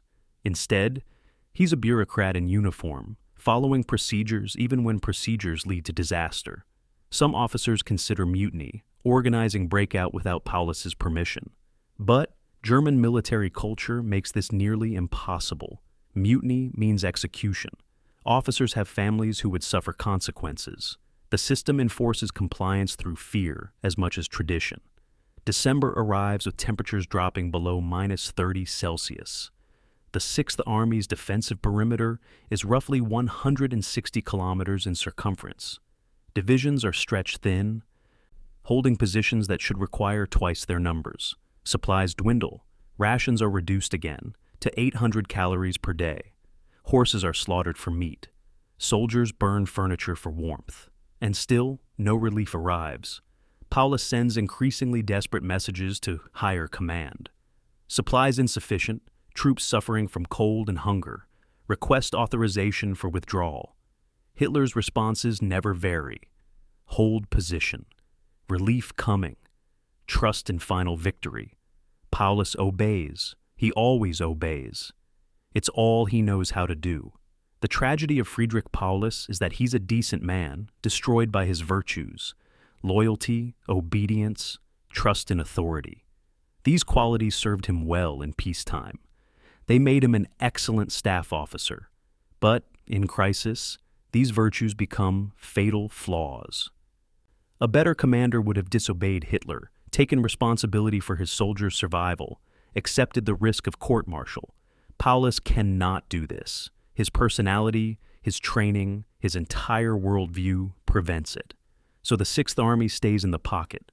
And Paulus, the man who couldn't disobey, will watch his army die slowly, knowing he could have saved them if only he'd been a different kind of man. But we are what we are. And Friedrich Paulus is a man who follows orders, even when those orders lead to hell. November 25th, 1942. Tatsinskaya Airfield, 300 kilometers west of Stalingrad. Luftwaffe ground crews prepare the first supply mission to the encircled 6th Army. Junkers Ju-52 transport aircraft, 3-engine workhorses designed for paratroop operations, are being hastily converted for cargo duty. Seats are ripped out, fuel tanks are installed in passenger compartments, a fire hazard but necessary to extend range. Pilots receive briefings on flight routes, Soviet air defenses, landing procedures at Potomnik Airfield inside the pocket. The mood is tense. Everyone knows this mission is critical. The Sixth Army depends on these flights. But the aircraft are inadequate, the weather is terrible, and Soviet fighters are waiting. One pilot, a veteran of Crete and North Africa, looks at the snowstorm outside and mutters, "This is suicide." His co-pilot doesn't disagree. They board anyway. Orders are orders. The mathematics of the airlift are impossible from the start. The Sixth Army requires 750 tons of supplies per day, a conservative estimate that includes food, ammunition, fuel, and medical supplies. Each Ju-52 can carry approximately 2 tons of cargo. This means 375 flights per day are needed just to meet minimum requirements. But the Luftwaffe has only about 150 Jar-52s available in this theater. Even flying multiple sorties per day per aircraft, which maintenance schedules make impossible, capacity is insufficient. Furthermore, weather grounds flights an average of 40% of days in December and January. Soviet air defenses shoot down approximately 10 to 15% of aircraft that attempt the flight. The math doesn't work. The airlift is doomed before it begins. But Göring has promised Hitler it will work, so it must work. Reality bends to political necessity until it doesn't. The first supply runs encounter immediate problems. Weather over the steppe is catastrophic. Blizzards reduce visibility to zero. Icing on wings forces aircraft to fly dangerously low. Navigation is by dead reckoning because radio beacons are unreliable. Pilots fly toward Stalingrad, hoping to find Potomnik Airfield through the snow. Some succeed. Some become lost and crash in open steppe. Some are intercepted by Soviet fighters. On November 26th, the first day of sustained operations, only 47 tons reach Stalingrad, 6% of requirements. Göring receives the report and orders increased efforts. More flights, he commands. Better organization. But organization cannot overcome physics. There aren't enough aircraft. The weather doesn't cooperate. The Soviets aren't passive. December 1st, 1942. A Ju-52 approaches Potomnik through heavy snow. The pilot spots the runway and begins descent. Ground crews at Potomnik watch the aircraft land, taxi, and stop. Before unloading can begin, German soldiers swarm the plane. They're starving, desperate. They mob the aircraft, tearing open cargo doors, stealing food. Officers try to restore order, firing warning shots. Soldiers scatter, clutching stolen bread. The crew is horrified. These are supposed to be elite German troops, disciplined and professional. Now they're a mob, fighting over rations. The pilot reports the incident upon returning to base. Word spreads among air crews. Stalingrad is hell. The soldiers inside are desperate beyond reason. Morale among Luftwaffe personnel plummets. Soviet air defenses adapt quickly. Initially, transport aircraft flew during daylight at medium altitude. Soviet fighters, Yak-1s, and LAGG-3s, patrol flight routes, anti-aircraft batteries positioned near Potomnik. By mid-December, the Luftwaffe shifts to night flights, accepting the increased navigation difficulty to reduce interception risk. But Soviet night fighters adapt. Searchlights illuminate aircraft. Radar-directed flak becomes more accurate. The loss rate climbs. December 10th, 4 aircraft shot down. December 15th, 7 lost. December 22nd, 9. Each loss represents not just aircraft, but experienced crews, impossible to replace. The Luftwaffe's transport fleet is being ground down by attrition it cannot sustain. Inside the pocket, soldiers wait desperately for supply flights. They watch the sky, listening for engine sounds. When aircraft appear, even 1 or 2, cheers erupt. The planes land under fire, Soviet artillery having ranged the airfields. Unloading occurs frantically, often under bombardment. The cargo is never sufficient. A plane carrying 2 tons might have 1 ton of food, enough to feed 200 men for one day. The 6th Army has 270,000 men. The scale is absurd. Officers conducting distribution make impossible choices. Which units receive supplies? Combat formations get priority. But what about wounded in field hospitals? Rear echelon units are cut off entirely, left to starve while frontline troops receive barely adequate rations. December 24th, 1942. Christmas Eve. A Luftwaffe pilot describes his flight in a letter home, written but never sent because he's shot down 2 days later. We flew through clouds so thick I couldn't see our wingtips. The cold is unimaginable. Ice forms on everything. Below us, somewhere in the darkness, is Stalingrad. We find the airfield by miracle, land, and taxi to the unloading zone. The scene is from Dante. Soldiers who look like walking skeletons swarm the aircraft. Their eyes are hollow. Their uniforms are rags. They beg for food. We brought medical supplies. No food this trip. They curse us. We take off quickly before the mood turns violent. On the return flight, I realize we're not helping. We're just prolonging their agony. Better to let them surrender or die quickly than stretch this out for months. By late December, Potomnik Airfield is under constant Soviet artillery fire. Damaged aircraft litter the runway. Craters are filled hastily between flights. A secondary airfield, Gumrak, becomes the primary landing site, but it's smaller with worse facilities. A third field, Stalingradskaya, is built on frozen ground, primitive and dangerous. Aircraft land with minimal navigation aids, in darkness, under fire. Accidents are common. A Ju-52 crashes on landing, blocking the runway for hours. Another hits a crater and flips. Crews and cargo are total losses. The airlift becomes not just ineffective, but actively destructive, consuming resources without delivering meaningful results. The final accounting is damning.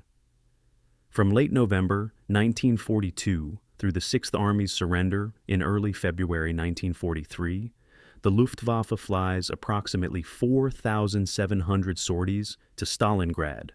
Total tonnage delivered, approximately 8,500 tons, averaging 94 tons per day. This is 12.5% of minimum requirements. Aircraft losses, 488 transports destroyed, representing roughly 1/3 of the Luftwaffe's entire transport fleet. Experienced crews killed or captured, over 1,000. The airlift accomplishes nothing except prolonging the siege and gutting Germany's strategic airlift capability.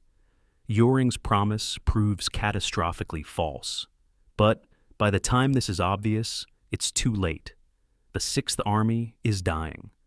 The Luftwaffe is crippled, and Hitler still insists that will and resolve will overcome logistics. They won't. They never do. The sky bridge to nowhere leads exactly where its name suggests. To nothing. To death. To defeat. December 5th, 1942. Temperature at Stalingrad, minus 32 degrees Celsius. A German soldier crouches in a bunker, trying to stay warm by burning wooden furniture scavenged from destroyed buildings. The fire provides minimal heat. Outside, the wind howls across the steppe, driving snow horizontally. The soldier wears every piece of clothing he owns: wool uniform, inadequate winter coat, scavenged Russian felt boots taken from a corpse. It's not enough. His toes are numb. He suspects frostbite, but there's nothing to do about it. Medical supplies are non-existent. The bunker offers shelter from wind, but no real warmth. He shares this space with 4 other soldiers. Last week there were 7. 2 froze to death during the night. 1 simply didn't wake up. The other stopped shivering and went quiet. The survivors buried them in the snow outside. Now there are 5. Tomorrow, maybe fewer. The Russian winter of 1942 to 1943 is exceptionally brutal. Temperatures regularly drop below minus 30 degrees Celsius, sometimes reaching minus 40. At these temperatures, unprotected human skin freezes in minutes. Breath crystallizes instantly. Metal becomes dangerous to touch with bare hands, flesh sticks and tears. Weapons malfunction. Machine guns jam, rifle bolts freeze, vehicle engines seize unless constantly running, which consumes precious fuel. The cold is a weapon more effective than artillery, killing slowly, inevitably, without mercy. German soldiers, equipped for autumn fighting, are catastrophically unprepared. Winter clothing exists in German supply depots, but it's west of the Encirclement, unreachable. The trapped soldiers have only what they're wearing. Soviet soldiers, by contrast, are equipped for winter warfare. Padded jackets provide insulation. Felt boots, valenki, keep feet warm in extreme cold. Fur hats, ushankas, cover ears and head. White snow camouflage makes them invisible against the landscape. Their equipment uses winter-grade lubricants that function in extreme cold. Tanks are fitted with engine preheaters. Weapons are designed for low-temperature operation. But more than equipment, Soviet soldiers have experience. They've survived Russian winters their entire lives. They know how to conserve warmth, how to recognize frostbite, how to build fires that don't attract attention. The cold is neutral, affecting both sides. But it kills Germans faster because they're not prepared for it. December 10th. A German medical officer compiles casualty statistics for his division. Combat losses. Approximately 200 men in the past week. Frostbite casualties, over 800. The numbers are staggering. More soldiers are disabled by cold than by Soviet bullets. The field hospital is overwhelmed. Men with blackened fingers and toes wait for amputations that can't be performed because there's no anesthesia, no antiseptic, no sterilized instruments. The best the medical staff can do is mark casualties for evacuation, but evacuation isn't happening. The Luftwaffe flights prioritize ammunition and food, not wounded, so the injured lie in unheated tents, freezing slowly, dying of infections that would be treatable with basic medical supplies. The medical officer writes in his report, "The cold is destroying us faster than the enemy." Then he burns the report for heat. The psychological impact of extreme cold compounds physical suffering. Soldiers become lethargic, despairing. Cold drains motivation, making even simple tasks feel insurmountable. Orders to repair fortifications, to clear firing lanes, to conduct patrols go unfulfilled because troops lack energy. Officers resort to threats, then to summary executions, trying to maintain discipline. But fear of being shot is less immediate than the cold's torture. Soldiers huddle together for warmth, abandoning posts. Some commit suicide, preferring bullets to freezing. Morale collapses across entire units. The will to fight evaporates when survival itself requires all available energy. Fuel scarcity makes the cold deadlier. Vehicles that could provide warmth sit frozen, out of fuel. Generators that could power heaters are rationed to critical communications equipment. Individual soldiers have no fuel for personal heating. They improvise, burning anything combustible: furniture, books, wooden ammunition boxes. Buildings are systematically demolished for firewood. Stalingrad, already destroyed by months of combat, is further reduced to rubble as Germans cannibalize structures for heating material. The city becomes a landscape of frozen ruins inhabited by desperate men, consuming their environment to survive one more night. Soviet forces use the cold strategically. Night attacks are particularly effective because German soldiers, already weakened by hypothermia, respond slowly. Soviet troops, dressed warmly, advance through darkness. German sentries, huddled in inadequate positions, don't see them coming. Positions that should be defensible are overrun because defenders are too cold to fight effectively. The Soviets don't need overwhelming force. They just need to attack when the cold has done half their work for them. January nights, with temperatures at their lowest, see the highest rates of Soviet tactical success. New Year's Eve, December 31st, 1942 to January 1st, 1943. The coldest night of the winter so far, minus 38 degrees Celsius. German soldiers in forward positions face an impossible choice: stay in exposed foxholes and freeze, or retreat to bunkers and abandon defensive lines. Some stay. Some of them are found frozen to death in the morning, still at their posts, rifles in hands, eyes open. They died doing their duty. Others retreat, preferring courts-martial to freezing. When Soviet attacks come at dawn, they find positions abandoned or held by corpses. The defensive line contracts not because of enemy pressure, but because defenders cannot survive their positions. The winter's cruelty is indiscriminate in one sense. It tortures everyone. But it's strategic in another. It advantages the prepared over the unprepared, the supplied over the unsupplied. Soviet forces, operating from prepared positions with regular supplies, endure the cold uncomfortably but survivably. German forces, trapped, undersupplied, and inadequately equipped, endure it catastrophically. The cold becomes a force multiplier for the Soviets, weakening the enemy without requiring Soviet action. Everyday temperatures stay below -30. The Sixth Army loses hundreds of men to frostbite and hypothermia. Every week, divisions shrink. Combat effectiveness declines. The cold is patient. It doesn't need to attack. It just needs to wait. February approaches. Spring seems impossible, an abstraction. The soldiers in the pocket cannot imagine warmth. They've forgotten what it feels like to be warm. Their world is eternal cold, eternal suffering. Some pray for death, preferring it to another day of freezing. Others pray for miracles, for Hitler to send relief, for the Luftwaffe to deliver winter clothing, for the cold to break. But prayers don't change weather. The steppe remains frozen. The wind continues howling. And the Sixth Army continues dying. One frozen corpse at a time, in the coldest winter southern Russia has seen in decades. The winter thunder isn't artillery. It's the sound of men dying from cold, the crack of frozen flesh, the silence of those who stopped shivering and never started again. Nature has joined the battle, and nature always wins. December 12th, 1942. Kotelnikovo, approximately 120 kilometers southwest of the Stalingrad pocket.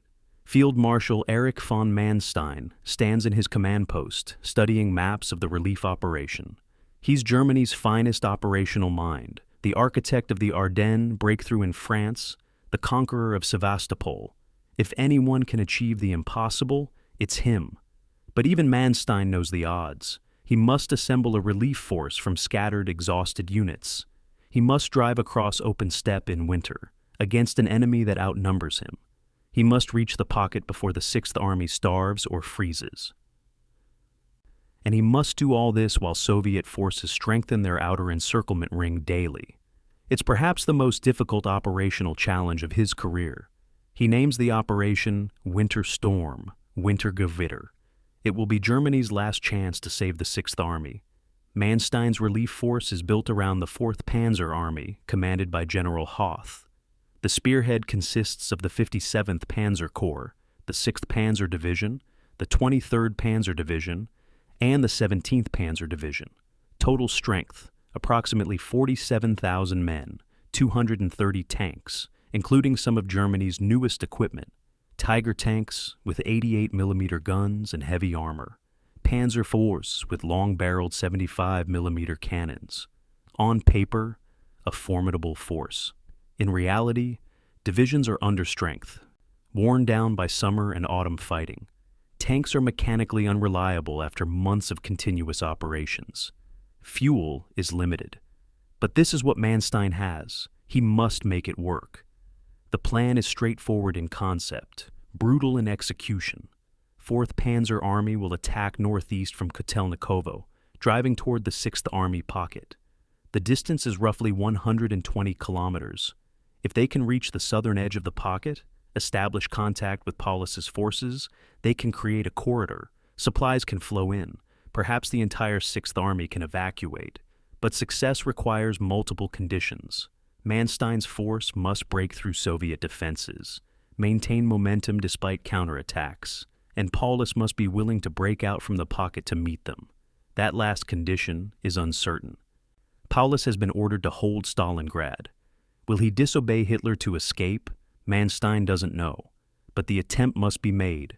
December 12th, dawn, winter storm begins. German panzer columns advance through heavy snow, attacking Soviet positions held by the 51st Army. Initial progress is excellent. Soviet defenses in this sector are thin, focused on the pocket itself rather than protecting against relief attempts. By evening, 4th Panzer Army has advanced 15 kilometers, overrunning surprise Soviet units. Manstein receives reports with cautious optimism. The advance continues. December 13th, another 20 kilometers gained. December 14th, breakthrough achieved. German panzers are in open country, driving northeast. The 6th Army is now 80 kilometers away. Perhaps this will work. But Soviet command isn't passive. Stavka, Soviet High Command, has anticipated German relief attempts and positioned reserves accordingly. The 2nd Guards Army, commanded by Lieutenant General Malinovsky, has been held back specifically to counter breakout operations. This is a fresh, well-equipped force, 90,000 men, 250 tanks, including new T-34s and American-supplied Shermans from Lend-Lease. On December 19th, as Manstein's panzers approach the Mishkova River, just 48 kilometers from the pocket's southern edge, the 2nd Guards Army counterattacks. The impact is devastating. December 19th becomes the critical day. Manstein's spearhead, the 6th Panzer Division, reaches Verkhnekumsky, a village on the Mishkova River. They're now only 48 kilometers from Stalingrad's southern perimeter. Theoretically, if Paulus breaks out simultaneously from inside the pocket, the two forces could link within days. Manstein radios Paulus. Break out to meet us. Collect all available forces and drive south. We're within 48 kilometers. It's not technically a direct order. Manstein doesn't have authority to order Paulus to abandon Stalingrad. But it's a strong suggestion. Paulus receives the message and convenes an emergency staff meeting. His officers unanimously urge breakout. This is our chance, they argue. If we don't move now, we'll never escape. Paulus faces an agonizing decision. Breaking out means disobeying Hitler's standing order to hold Stalingrad, but staying means certain destruction. He calculates fuel requirements. The 6th Army has perhaps enough fuel to move 30 to 40 kilometers, not the full 48 needed to reach Manstein. What if they run out of fuel halfway? They'd be caught in open steppe, defenseless against Soviet attacks. Paulus requests authorization from Hitler to conduct a link-up operation with Manstein's force. Hitler's response arrives within hours. The 6th Army will hold its current positions. Relief forces will break through to you. Do not attempt to break out. Paulus reads the order and makes his choice. He will obey. The 6th Army stays in the pocket. The 48-kilometer gap might as well be 48,000 kilometers. December 21st. The 2nd Guards Army's counterattack intensifies. Fresh Soviet forces hit Manstein's overextended panzers from multiple directions. The 4th Panzer Army, deep in enemy territory, vulnerable on all flanks, begins taking heavy casualties. German tanks that have fought for 7 days straight face Soviet armor that's rested and resupplied. The fighting is savage. At Verkhnekumsky, the village changes hands 3 times in one day.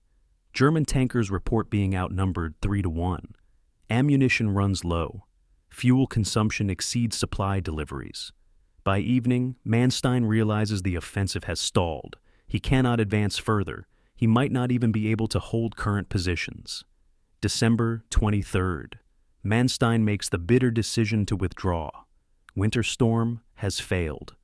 The 4th Panzer Army retreats southwest, abandoning gains won at enormous cost. Soviet forces pursue, inflicting casualties on the retreating Germans. By December 28th, Manstein's force is back near its starting positions, having lost approximately 200 tanks and 16,000 men. The 6th Army remains trapped. The last realistic hope of rescue is gone. Manstein reports to Hitler, "Relief of Stalingrad is not possible with available forces. Recommend authorization for 6th Army to break out while some strength remains." Hitler's response is predictable. 6th Army will hold, no retreat authorized. The failure of Winter Storm has strategic consequences beyond Stalingrad. Manstein's relief attempt pulled German reserves south, away from other sectors. On December 16th, while Manstein fought toward Stalingrad, the Soviets launched a second major offensive, Operation Little Saturn, hitting the Italian 8th Army 200 kilometers northwest. That offensive will tear another massive hole in the German front, threatening to cut off not just the 6th Army, but the entire Army Group A in the Caucasus. Manstein will spend January and February preventing total collapse of the southern front.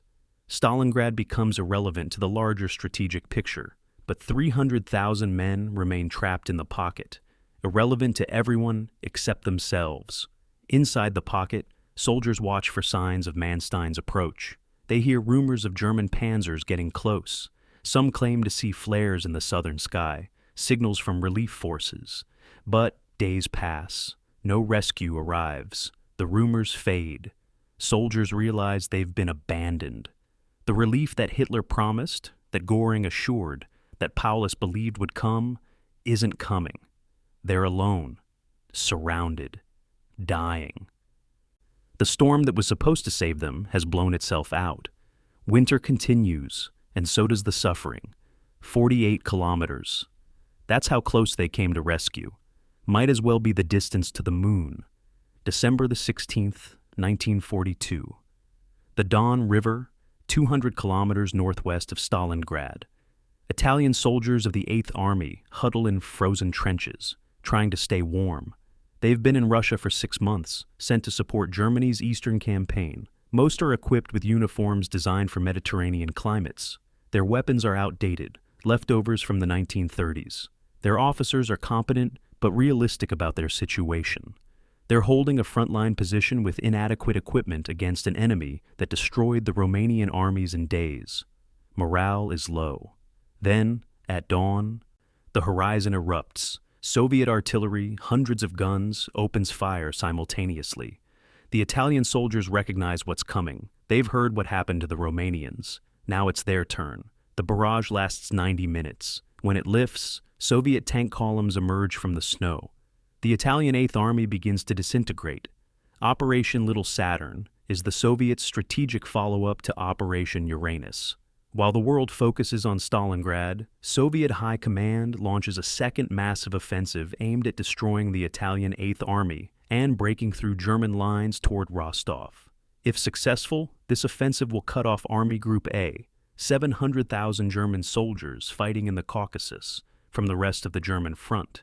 It's an enormously ambitious plan, requiring 425,000 men, over 1,000 tanks, and precise coordination across multiple fronts.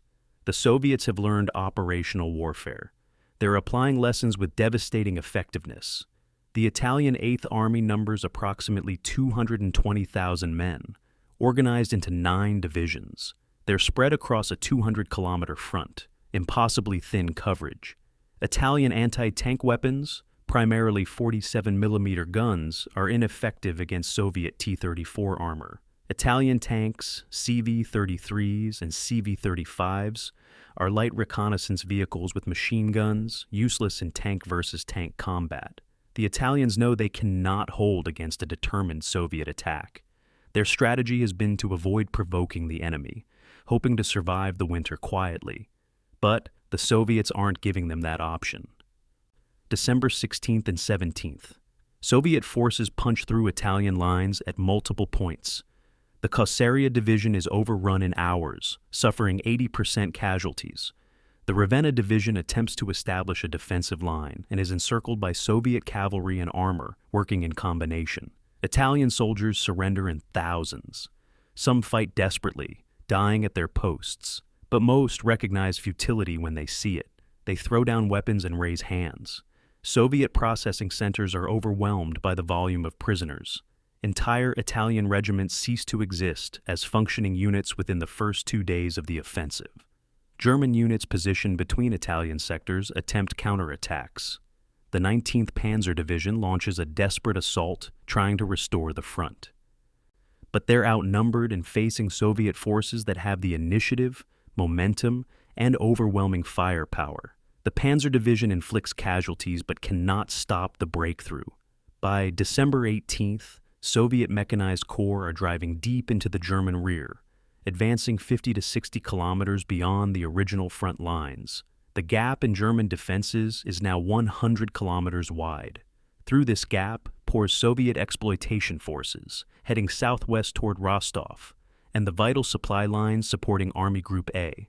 The strategic implications terrify German high command. Army Group A, commanded by Field Marshal von Kleist, is fighting in the Caucasus Mountains, hundreds of kilometers south. They've advanced deep into Soviet territory, approaching the Baku oil fields that are Germany's ultimate objective. But their supply lines run through Rostov, a city on the Don River that serves as the funnel for all supplies moving to the Caucasus. If the Soviets capture Rostov, Army Group A is cut off. 700,000 men will be trapped without supplies, exactly like the 6th Army at Stalingrad, but on a larger scale. For once, Hitler faces reality. He cannot afford to lose Army Group A. They must retreat. Now. December 23rd. Hitler personally authorizes Army Group A to begin withdrawing from the Caucasus. This is a monumental strategic concession. The Caucasus offensive was the centerpiece of Germany's 1942 summer campaign. Capturing Soviet oil fields was meant to cripple the Red Army and secure Germany's fuel supplies. Now, after 6 months of fighting, of advancing hundreds of kilometers, of capturing territory at enormous cost, Hitler orders retreat. Army Group A begins a fighting withdrawal northward, racing against time to evacuate before Soviet forces cut their route. It's a humiliating reversal. Germany's offensive momentum in the south is permanently broken. The withdrawal is chaotic but successful due to Soviet overreach. Soviet exploitation forces, having broken through Italian positions, drive deep but become overextended themselves. Fuel runs low, supply lines stretch. German rearguards fight effective delaying actions, buying time for Army Group A to retreat. By early January 1943, most of Army Group A has escaped encirclement, though at the cost of abandoning the Caucasus and all territorial gains from the summer. The Soviets have achieved a strategic victory, but not the operational annihilation they sought. Army Group A survives. But the fact that Hitler authorized retreat shows how desperate the overall situation has become. Italian casualties in Operation Little Saturn are catastrophic. Of 220,000 Italian soldiers deployed, approximately 84,000 are killed or captured in 2 weeks of fighting. Another 30,000 suffer severe frostbite. The Italian Eighth Army ceases to exist as a coherent force. Survivors straggle westward, disorganized, demoralized, frozen. Italy's contribution to the Eastern Front is effectively ended. The disaster strengthens anti-war sentiment in Italy, contributing to Mussolini's eventual fall from power in 1943. An entire Italian army has been sacrificed for Germany's strategic ambitions, and the sacrifice achieved nothing. December 31st, 1942. New Year's Eve. German commanders assess the strategic situation. Stalingrad is surrounded, unsupplied, doomed. The Italian Eighth Army is destroyed. The Romanian Third and Fourth Armies are shattered. Hungarian forces are next in line for Soviet attacks. Army Group A has retreated from the Caucasus. The entire southern front is in shambles. 6 months ago, Germany was advancing, Soviets were retreating, and victory seemed possible. Now roles are reversed. The Soviets are advancing, Germans are retreating, and the Red Army appears unstoppable. Some German generals begin to privately discuss the unthinkable. Germany might lose this war. What Soviet commanders have achieved in 6 weeks is extraordinary. 2 massive offensives, Operation Uranus and Operation Little Saturn, executed nearly simultaneously, destroying multiple Axis armies, recapturing vast territories, forcing German strategic retreat. This isn't the desperate, costly defensive warfare of 1941 and early 1942. This is sophisticated operational warfare at the highest level. The Soviets have learned German techniques and improved upon them. They've mastered combined arms operations, deep penetrations, and exploitation. They've achieved strategic surprise despite fighting an experienced professional enemy. The Red Army of late 1942 is a transformed force, capable of defeating German armies in open battle, and they're just getting started. The winter offensives will continue through March 1943, driving Germans back hundreds of kilometers. The tide has turned. Germany's last chance for victory in the east died somewhere between Stalingrad and the shattered Italian positions on the Don. Now comes the reckoning. January 1st, 1943. Inside the Stalingrad pocket, soldiers celebrate the new year with dark humor and empty stomachs. Rations have been reduced again, now to 200 grams of bread per day, supplemented with watery soup. 200 grams is approximately 7 ounces, less than 400 calories. A man doing nothing in room temperature needs 1,800 calories daily to maintain basic functions. A soldier fighting in minus 30-degree cold needs closer to 4,000. The mathematics of starvation are inexorable. Human bodies begin consuming themselves. Fat disappears first, then muscle. Internal organs begin to fail. Cognitive function declines. Men become walking skeletons, shambling through snow, unable to think clearly, unable to fight effectively. Some simply lie down in bunkers and don't rise. Death from starvation is slow, agonizing, inevitable, and 300,000 men are dying this way simultaneously. The Sixth Army's strength has declined catastrophically. In late November, the Army numbered 270,000. By early January, combat effective strength is perhaps 140,000, and that's optimistic. Over 100,000 casualties from combat, starvation, cold, and disease in 6 weeks. Divisions that entered the pocket at full strength now field battalion-sized formations. The 14th Panzer Division, once a powerful armored force, has 16 operational tanks and 2,000 men, down from over 15,000. Infantry divisions report company strengths of 30 to 50 men instead of 150 to 200. Artillery batteries lack shells. Machine gun teams ration bullets. The Army is dying. Medical facilities inside the pocket are scenes from hell. Field hospitals, overwhelmed by casualties, operate without anesthesia, without antiseptics, without basic medical supplies. Surgeons perform amputations using hacksaws, sterilizing instruments with snow because disinfectant doesn't exist. Wounded soldiers lie on frozen ground. No beds, no blankets, no morphine for pain. Gangrene spreads. Infections kill more wounded than the initial injuries. Doctors make agonizing triage decisions. Who receives the limited medical attention available? Combat troops get priority. Wounded who might return to fight receive care. Those with severe wounds are left to die. Morphine, when available, is reserved for final moments. Medical officers become mercy killers, administering lethal doses to suffering soldiers who beg for death. January 10th, 1943. The Soviets offer terms. General Rokossovsky, commanding the Don Front, sends an ultimatum to Paulus. Surrender the Sixth Army. Officers will retain personal possessions. Wounded will receive medical care. Prisoners will be repatriated after the war. The offer is delivered under flag of truce. Paulus convenes his staff. Should they accept? Militarily, the situation is hopeless. The airlift has failed. Manstein's relief attempt failed. No more rescue is coming. Continuing resistance just prolongs suffering.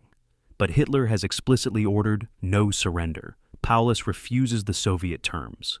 The ultimatum expires. Soviet artillery begins the final offensive. The pocket will be crushed by force. January 11th, Soviet artillery opens the final assault.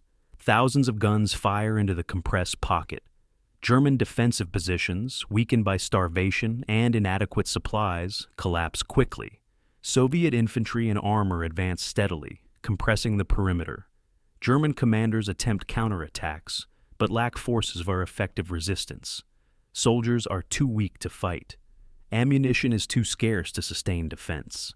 Positions are abandoned not because of Soviet pressure, but because defenders cannot hold them. The pocket shrinks daily, like a balloon deflating. Soviets squeezing from all directions. January 22nd.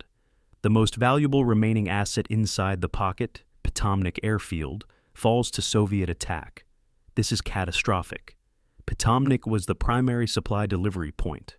With it gone, only Gumrak Airfield remains, smaller and more vulnerable. Supply flights decrease further. Wounded can no longer be evacuated. 20,000 injured soldiers, casualties from months of fighting, are abandoned to Soviet capture or death. The Luftwaffe attempts supply drops from high altitude, bundles pushed from aircraft without landing. Many bundles land in Soviet-controlled territory. Those that reach German hands often contain useless items: summer uniforms, propaganda newspapers, spices. The disconnect between supply staff and frontline reality is total. January 26th. The pocket splits in two. Soviet forces drive through the center, dividing German defenses into a northern and southern group. Paulus, in the southern pocket, loses contact with northern divisions. Each pocket now fights independently, isolated, command and control shattered.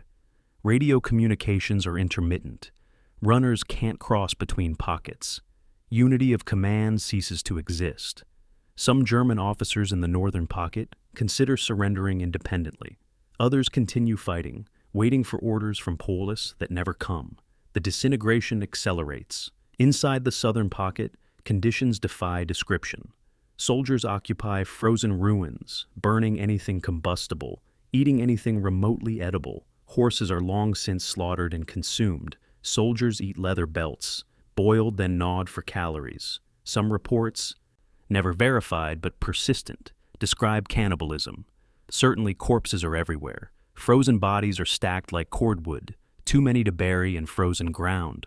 The living scavenge the dead for clothing, boots, rations.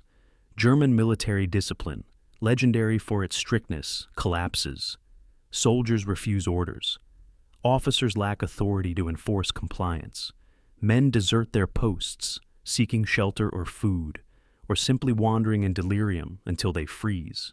Civilians remain inside the pocket, approximately 10,000 Russian residents of Stalingrad who couldn't or wouldn't evacuate.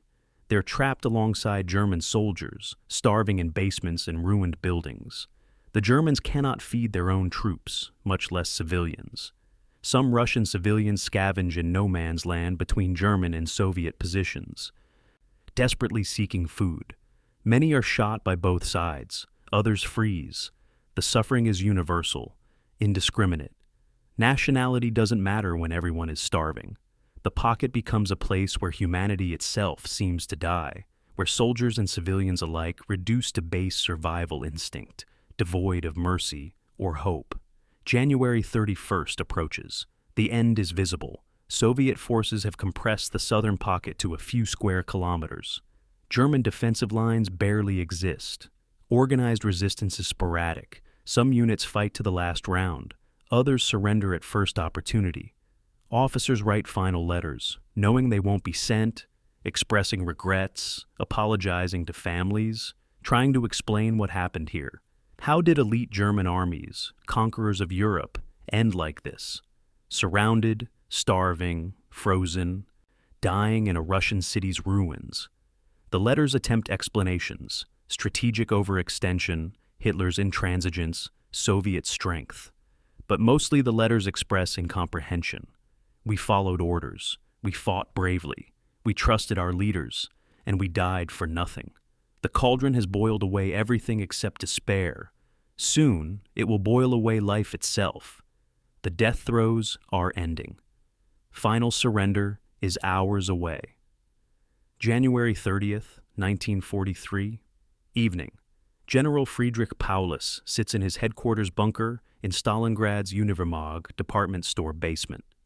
The bunker is cold, lit by flickering candles, supplied by nothing. Outside, Soviet forces are approximately 500 meters away, advancing steadily. Inside, Paulus's staff tallies what remains of the 6th Army. Northern pocket, perhaps 30,000 combat-effective troops. Southern pocket, where Paulus is located, another 30,000. Total 6th Army strength, once 270,000, is now barely 60,000 capable of fighting. Another 30,000 wounded languish without medical care. The rest, over 180,000, are dead. Frozen corpses litter Stalingrad's ruins. Paulus knows the end has come. Then a radio message arrives from Hitler's headquarters. Paulus reads it twice, unable to believe its contents. The message is brief. Effective immediately, General Friedrich Paulus is promoted to General Feldmarschall, Field Marshal. It's the highest rank in the German military, an honor reserved for victorious commanders, for those who've achieved strategic triumphs. Paulus hasn't achieved victory. He's about to surrender the largest German army ever captured. Why would Hitler grant this promotion now, on the eve of catastrophic defeat? Paulus's chief of staff, General Schmidt, immediately understands. It's an order, Schmidt says quietly. No German field marshal has ever surrendered. Hitler expects you to commit suicide. The promotion is not an honor. It's a death sentence disguised as recognition. The tradition is clear. In Prussian military history, field marshals do not allow themselves to be captured. When defeat is inevitable, the honorable course is suicide. Pistol to the head, cyanide capsule, any method that preserves dignity and avoids the humiliation of surrender. Hitler knows this tradition. By promoting Paulus to field marshal at the last moment, Hitler is giving Paulus an unspoken order: kill yourself rather than surrender.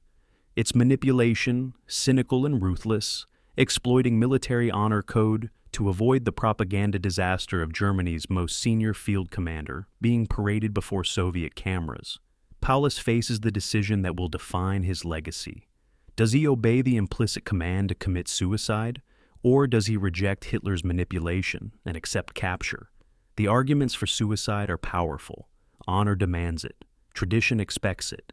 His fellow officers watching believe he'll do the honorable thing. But Paulus is exhausted, physically and spiritually.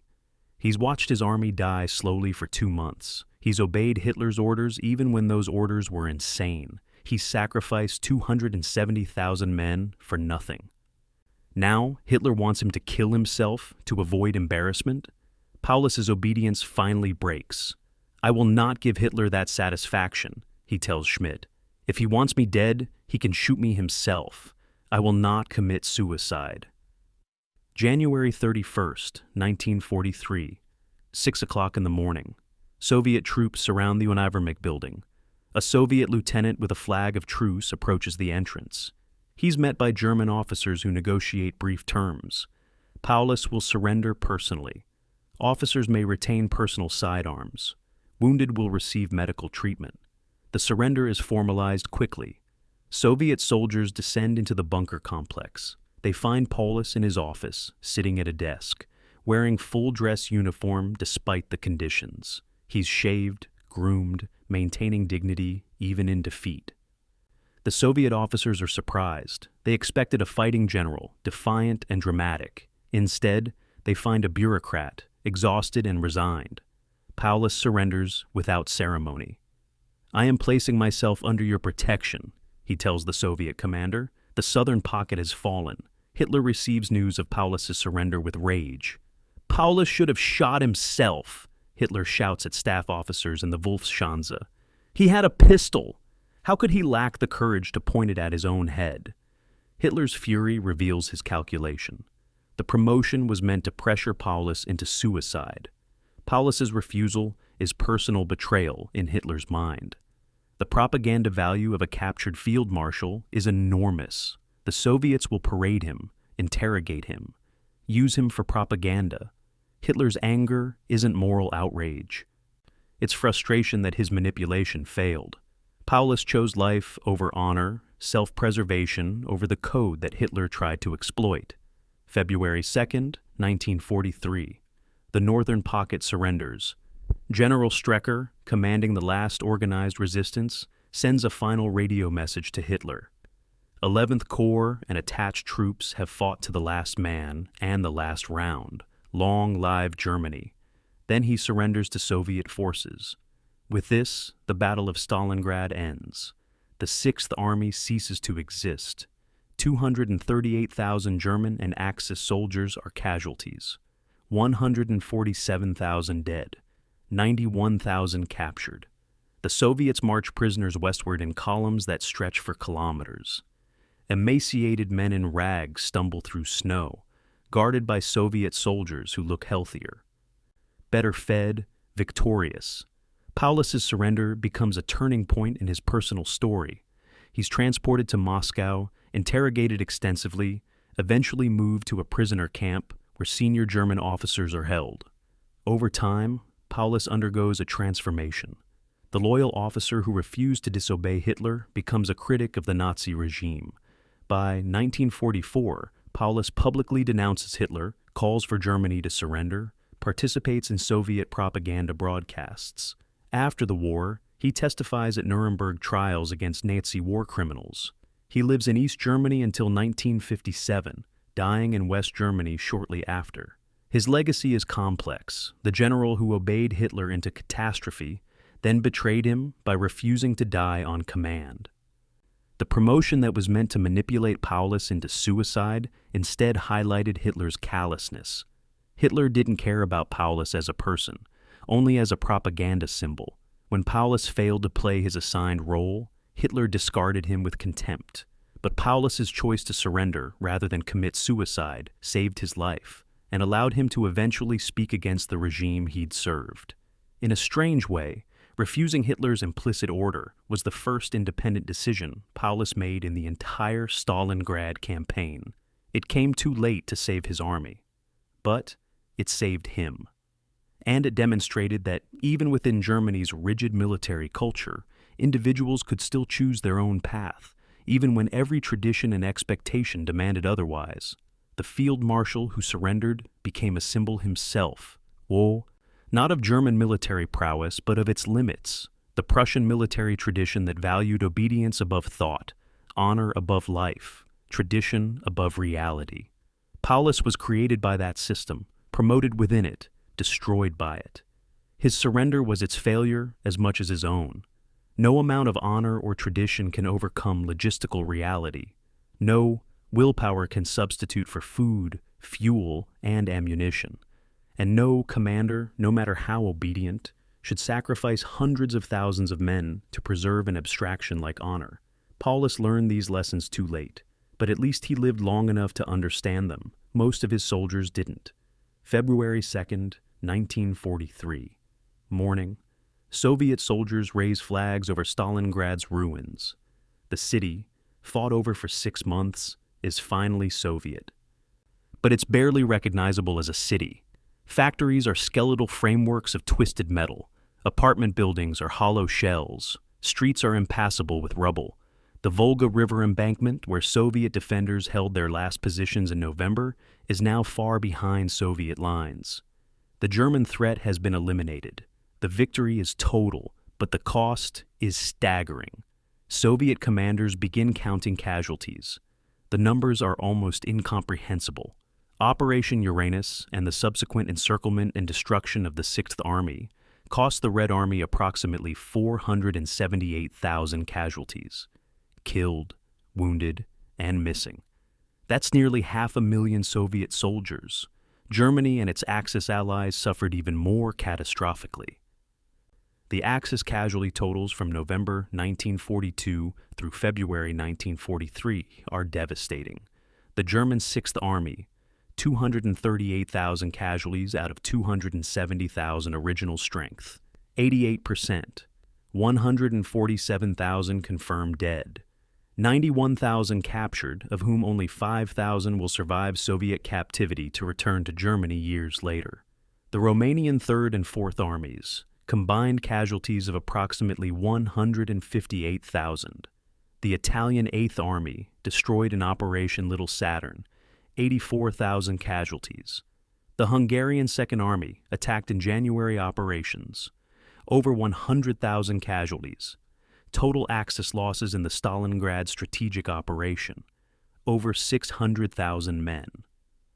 This is more than Germany's entire army at the start of World War I. This is catastrophic beyond historical precedent. Material losses are equally staggering. The Sixth Army lost approximately 900 aircraft, 1,500 tanks, and 6,000 artillery pieces. The Luftwaffe's transport fleet, gutted by the airlift attempt, lost 488 irreplaceable aircraft and over 1,000 trained aircrews. Germany's panzer forces, already strained after 18 months of war in the east, cannot quickly replace 1,500 tanks. Artillery production can eventually replace 6,000 guns, but not the trained crews who operated them. And aircraft losses, particularly transport aircraft, cripple Germany's strategic mobility for the remainder of the war. These aren't just statistics. They're capabilities that Germany will never recover. Soviet propaganda immediately seizes on Stalingrad's symbolic significance. The city bearing Stalin's name has been defended successfully. The invaders have been destroyed. Soviet radio broadcasts proclaim it the turning point of the Great Patriotic War. Newspapers print photographs of German prisoners, skeletal men in rags, columns stretching to the horizon. The message is clear. The Wehrmacht is not invincible. German soldiers can be defeated, captured, humiliated. For Soviet citizens who've endured 18 months of German occupation, of retreats, of disasters like the encirclements of 1941, Stalingrad is proof that resistance wasn't futile. The tide has turned. Germany is losing. The strategic implications extend far beyond Stalingrad itself. Germany's offensive capability in the east is permanently broken. Hitler will attempt one more major offensive, Operation Citadel at Kursk in July 1943. But that offensive will fail. After Kursk, Germany will never again seize the initiative in the east. From February 1943 onward, the Red Army attacks and the Wehrmacht defends. The psychological impact is equally important. German soldiers who believed themselves superior to Soviet troops, who'd won victory after victory from Poland to the outskirts of Moscow, now know they can be defeated. Soviet soldiers who feared German military excellence now know Germans can be surrounded, starved, and destroyed. Morale shifts across the entire front. Germany's allies reconsider their commitments. Romania, Hungary, and Italy all contributed armies to the Eastern Front. All three saw those armies destroyed or mauled. Romania's military effectively ceases offensive operations. Hungarian leaders privately discuss exiting the war. Italy, already struggling in North Africa, faces domestic pressure to abandon Germany's alliance. Mussolini's government, never popular, becomes increasingly unstable.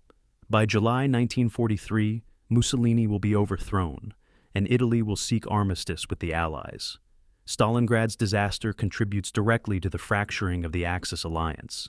The Western Allies, watching from a distance, draw their own conclusions. British and American military planners, preparing for eventual invasion of Europe, note Soviet success with interest. The Red Army is more competent than previously assessed.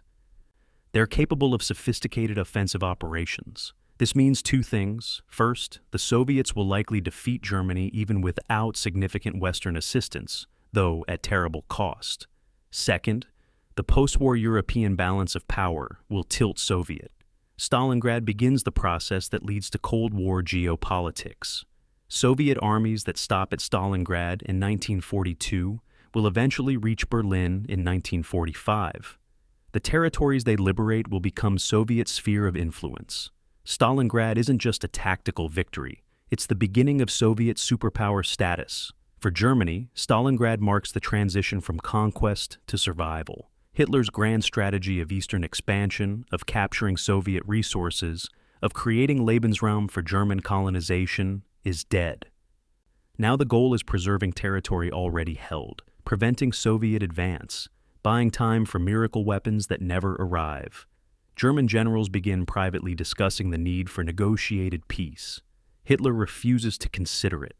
Total victory or total destruction, those are his options. There's no middle ground, so the war continues. But everyone knows Germany is losing. The question becomes not whether Germany will be defeated, but when and how much destruction will occur before the end.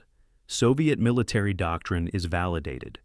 The deep operations theory, the emphasis on operational maneuver, the use of Maskirovka for deception, all proved effective at Stalingrad.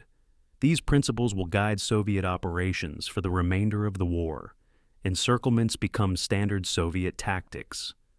The course in Cherkasy Pocket in 1944, the Belarusian operation in summer 1944, the encirclement of Berlin itself in 1945.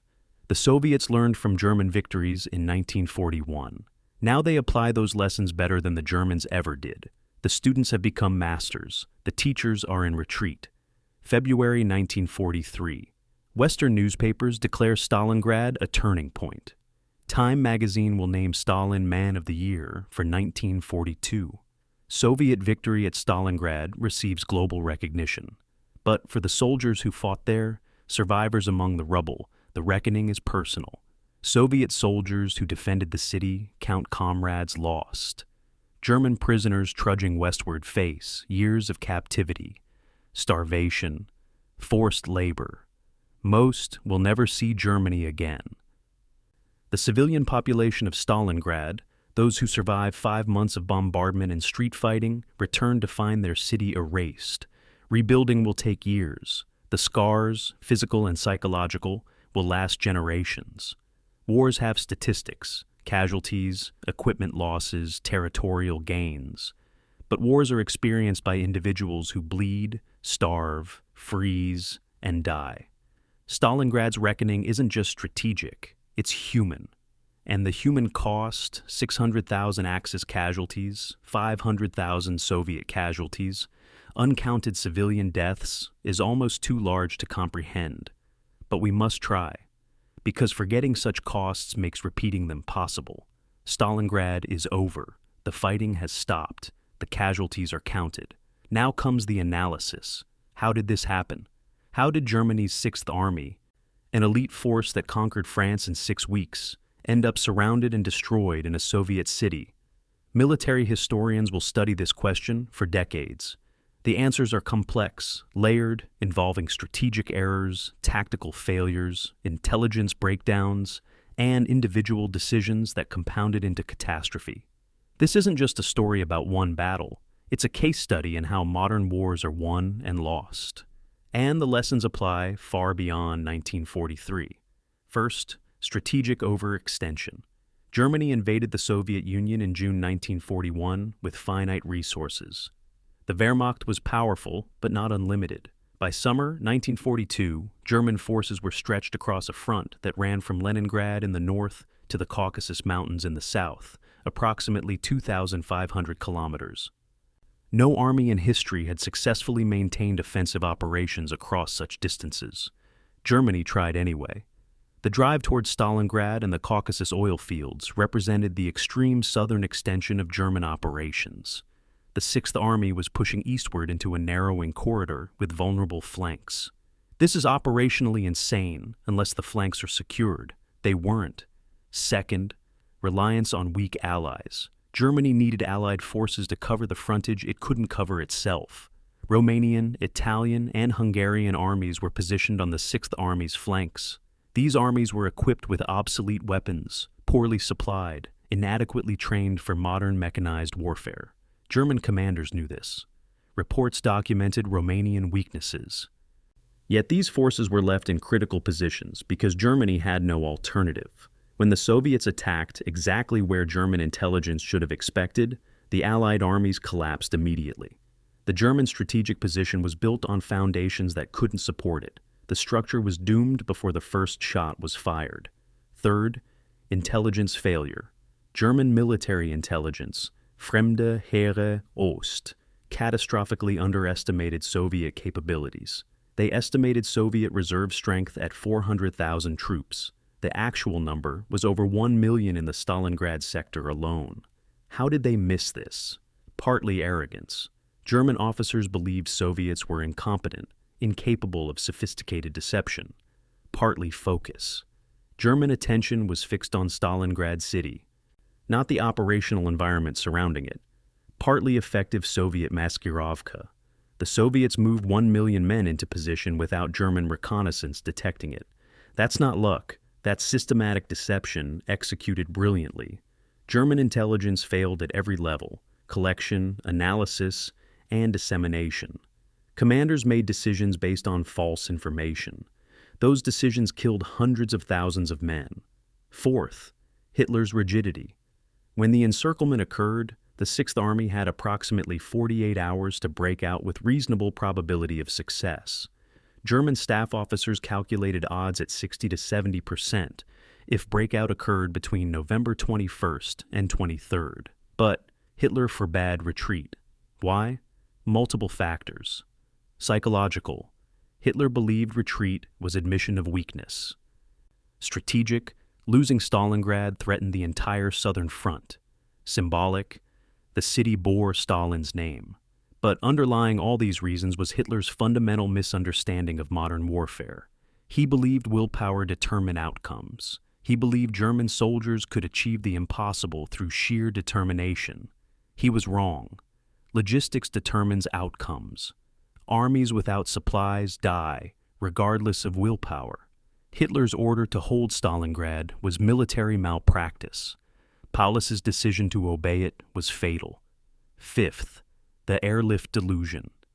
Göring promised to supply the Sixth Army by air. This promise was based on inflated estimates of aircraft availability, optimistic assumptions about weather, and complete ignorance of Soviet air defense capabilities. The mathematics never worked. 750 tons per day required 375 Ju-52 flights per day. The Luftwaffe had 150 aircraft available. Even assuming perfect conditions, which never exist in war, capacity was less than half requirements. Göring either didn't understand these calculations or lied deliberately. Hitler wanted to believe the airlift was possible, so he did. The result was 2 months of slow starvation for the Sixth Army, while the Luftwaffe gutted its transport fleet, achieving nothing. Sixth, Manstein's impossible task. Field Marshal von Manstein was Germany's best operational commander. If anyone could rescue the Sixth Army, it was him. But he was set up for failure. The relief force was too small, attacking too late, against too strong an enemy. The Soviets had anticipated relief attempts and positioned reserves specifically to counter them. When Manstein came within 48 kilometers of the pocket, the critical factor was Paulus's refusal to break out.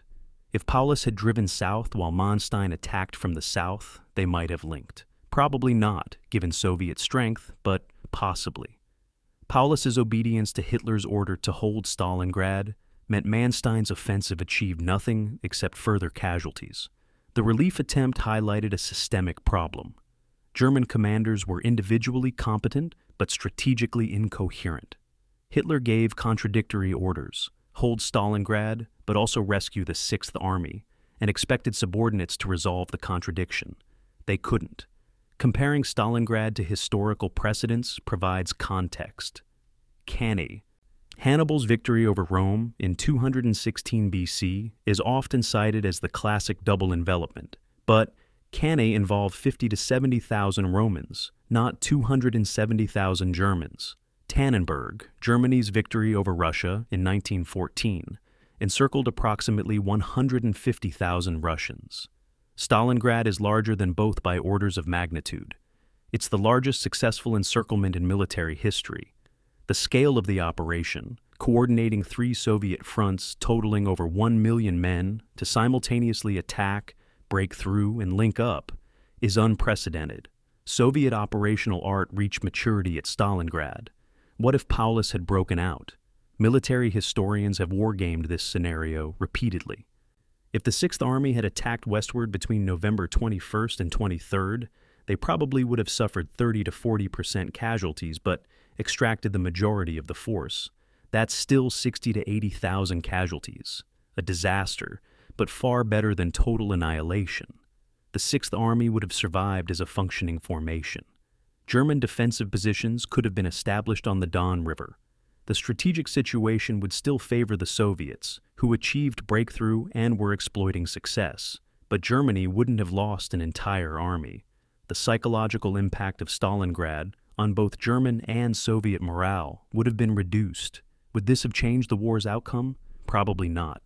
Germany was losing due to resource imbalance, not any single battle. But it would have postponed the inevitable and saved hundreds of thousands of lives. The lessons from Stalingrad are clear. Logistics matter more than courage. Intelligence failures kill armies. Allies are only as strong as their weakest component. Commanders must be able to adapt when situations change. Obedience to bad orders is not virtue.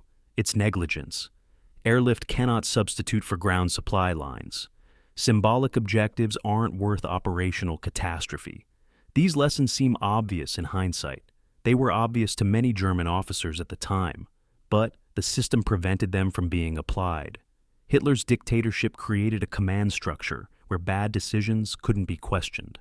That structure, more than any single error, doomed the Sixth Army. Autocracies have this weakness. They cannot adapt because adaptation requires questioning authority. Questioning authority is forbidden, so mistakes compound until disaster becomes inevitable. Stalingrad is what that process looks like when examined closely. It's a case study in how systems fail catastrophically when truth cannot challenge power. Every military in history should study it. Most won't learn the lessons. But the lessons are there, written in blood and frozen corpses across a ruined city on the Volga. May 8th, 1945. Berlin. The Third Reich surrenders unconditionally. Soviet soldiers raise the red flag over the Reichstag. Adolf Hitler is dead. Suicide in his bunker 10 days earlier. The war in Europe is over. Germany is defeated, occupied, partitioned.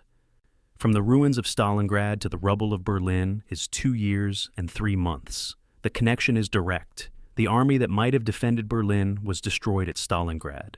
The strategic initiative that might have allowed Germany to negotiate favorable peace was lost at Stalingrad. The psychological momentum that carried Wehrmacht to the outskirts of Moscow died at Stalingrad. Every subsequent German defeat, from Kursk to Bagration to the fall of Berlin itself, traces lineage to that frozen city on the Volga. Stalingrad didn't end the war, but it made the ending inevitable. Friedrich Paulus, the field marshal who surrendered, survives the war. He spends the remainder of the conflict in Soviet prisoner camps, eventually held at a facility for senior German officers. In 1944, Paulus undergoes a transformation. The man who obeyed Hitler without question becomes a vocal critic of the Nazi regime. He participates in Soviet-sponsored broadcasts calling for German soldiers to stop fighting. He testifies at Nuremberg trials against Nazi war criminals. After the war, he lives in East Germany, communist and Soviet-aligned. He returns to West Germany in 1956 and dies there in 1957. His legacy is profoundly complicated. He was a mediocre field commander who obeyed disastrous orders, but he was also a man who eventually recognized those orders were wrong and spoke against them. His final choice at Stalingrad, refusing Hitler's implicit command to commit suicide, becomes his redemption. He chose life and truth over honor and obedience. It came too late to save his army, but it saved his conscience. Of the 91,000 German soldiers captured at Stalingrad, only 5,000 survived to return to Germany. Most die in Soviet prison camps from starvation, disease, and forced labor within the first year of captivity. The conditions are horrific, but perhaps understandable given Soviet experience. Germany invaded the Soviet Union, killed millions of Soviet civilians, destroyed thousands of towns. Soviet treatment of German prisoners, while brutal, pales compared to German treatment of Soviet prisoners. Of the approximately 3 million Soviet soldiers captured by Germany in 1941, over 2 million died in German captivity. The moral equation of World War II doesn't allow simple condemnations. Both sides committed atrocities. But Germany started the war, invaded Soviet territory, implemented genocidal policies. Soviet vengeance, while ugly, is comprehensible. Soviet Union emerges from World War II as a superpower. The Red Army that stopped at Stalingrad in November 1942 reaches Berlin in May 1945. Along the way, Soviet forces liberate, or occupy, depending on perspective, Eastern Europe, Poland, Czechoslovakia, Hungary, Romania, Bulgaria, East Germany. These countries become Soviet satellites, communist governments aligned with Moscow. The Cold War begins before World War II ends. Western allies, primarily Britain and America, recognize that Soviet expansion must be contained. But Soviet military power, demonstrated from Stalingrad through Berlin, makes containment difficult. The Soviet Union becomes permanent fixture in European politics for the next 46 years. Stalingrad is where that status was won. Stalingrad, the city, is rebuilt. The process takes years. Soviet planners decide to reconstruct rather than abandon the ruins.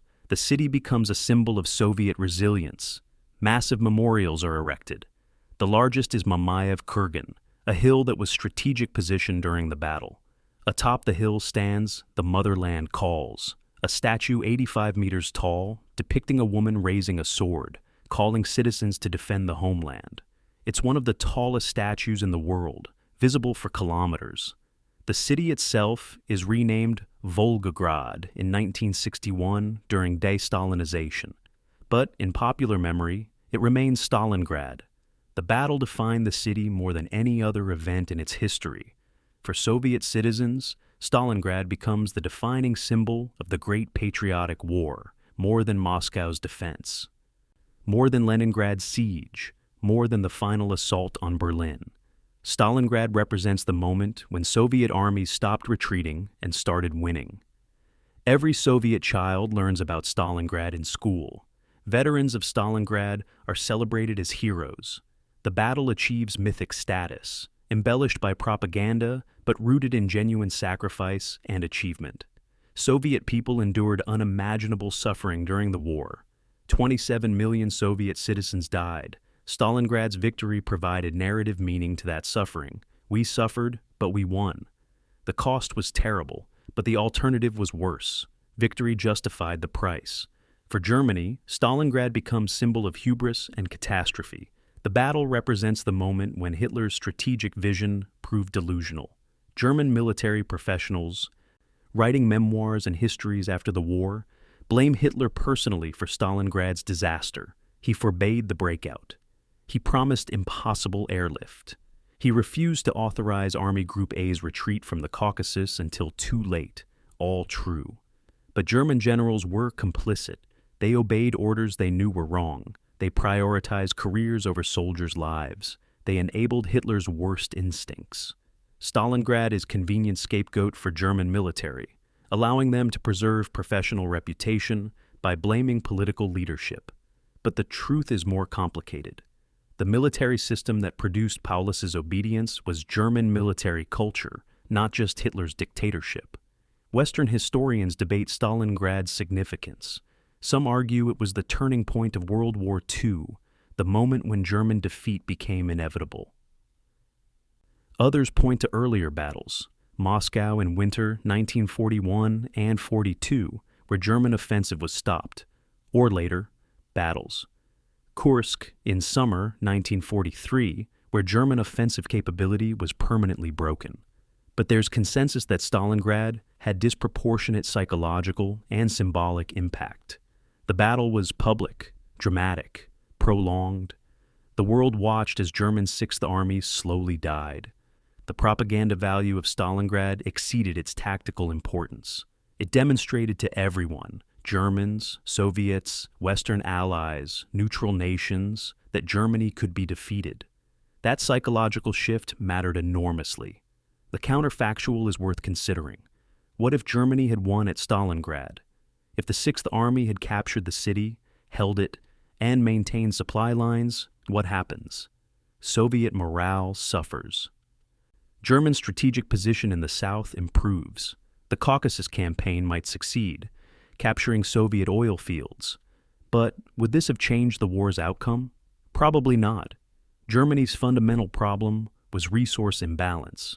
The Soviet Union had larger population, larger industrial capacity, larger territory, and was receiving substantial American aid through Lend-Lease.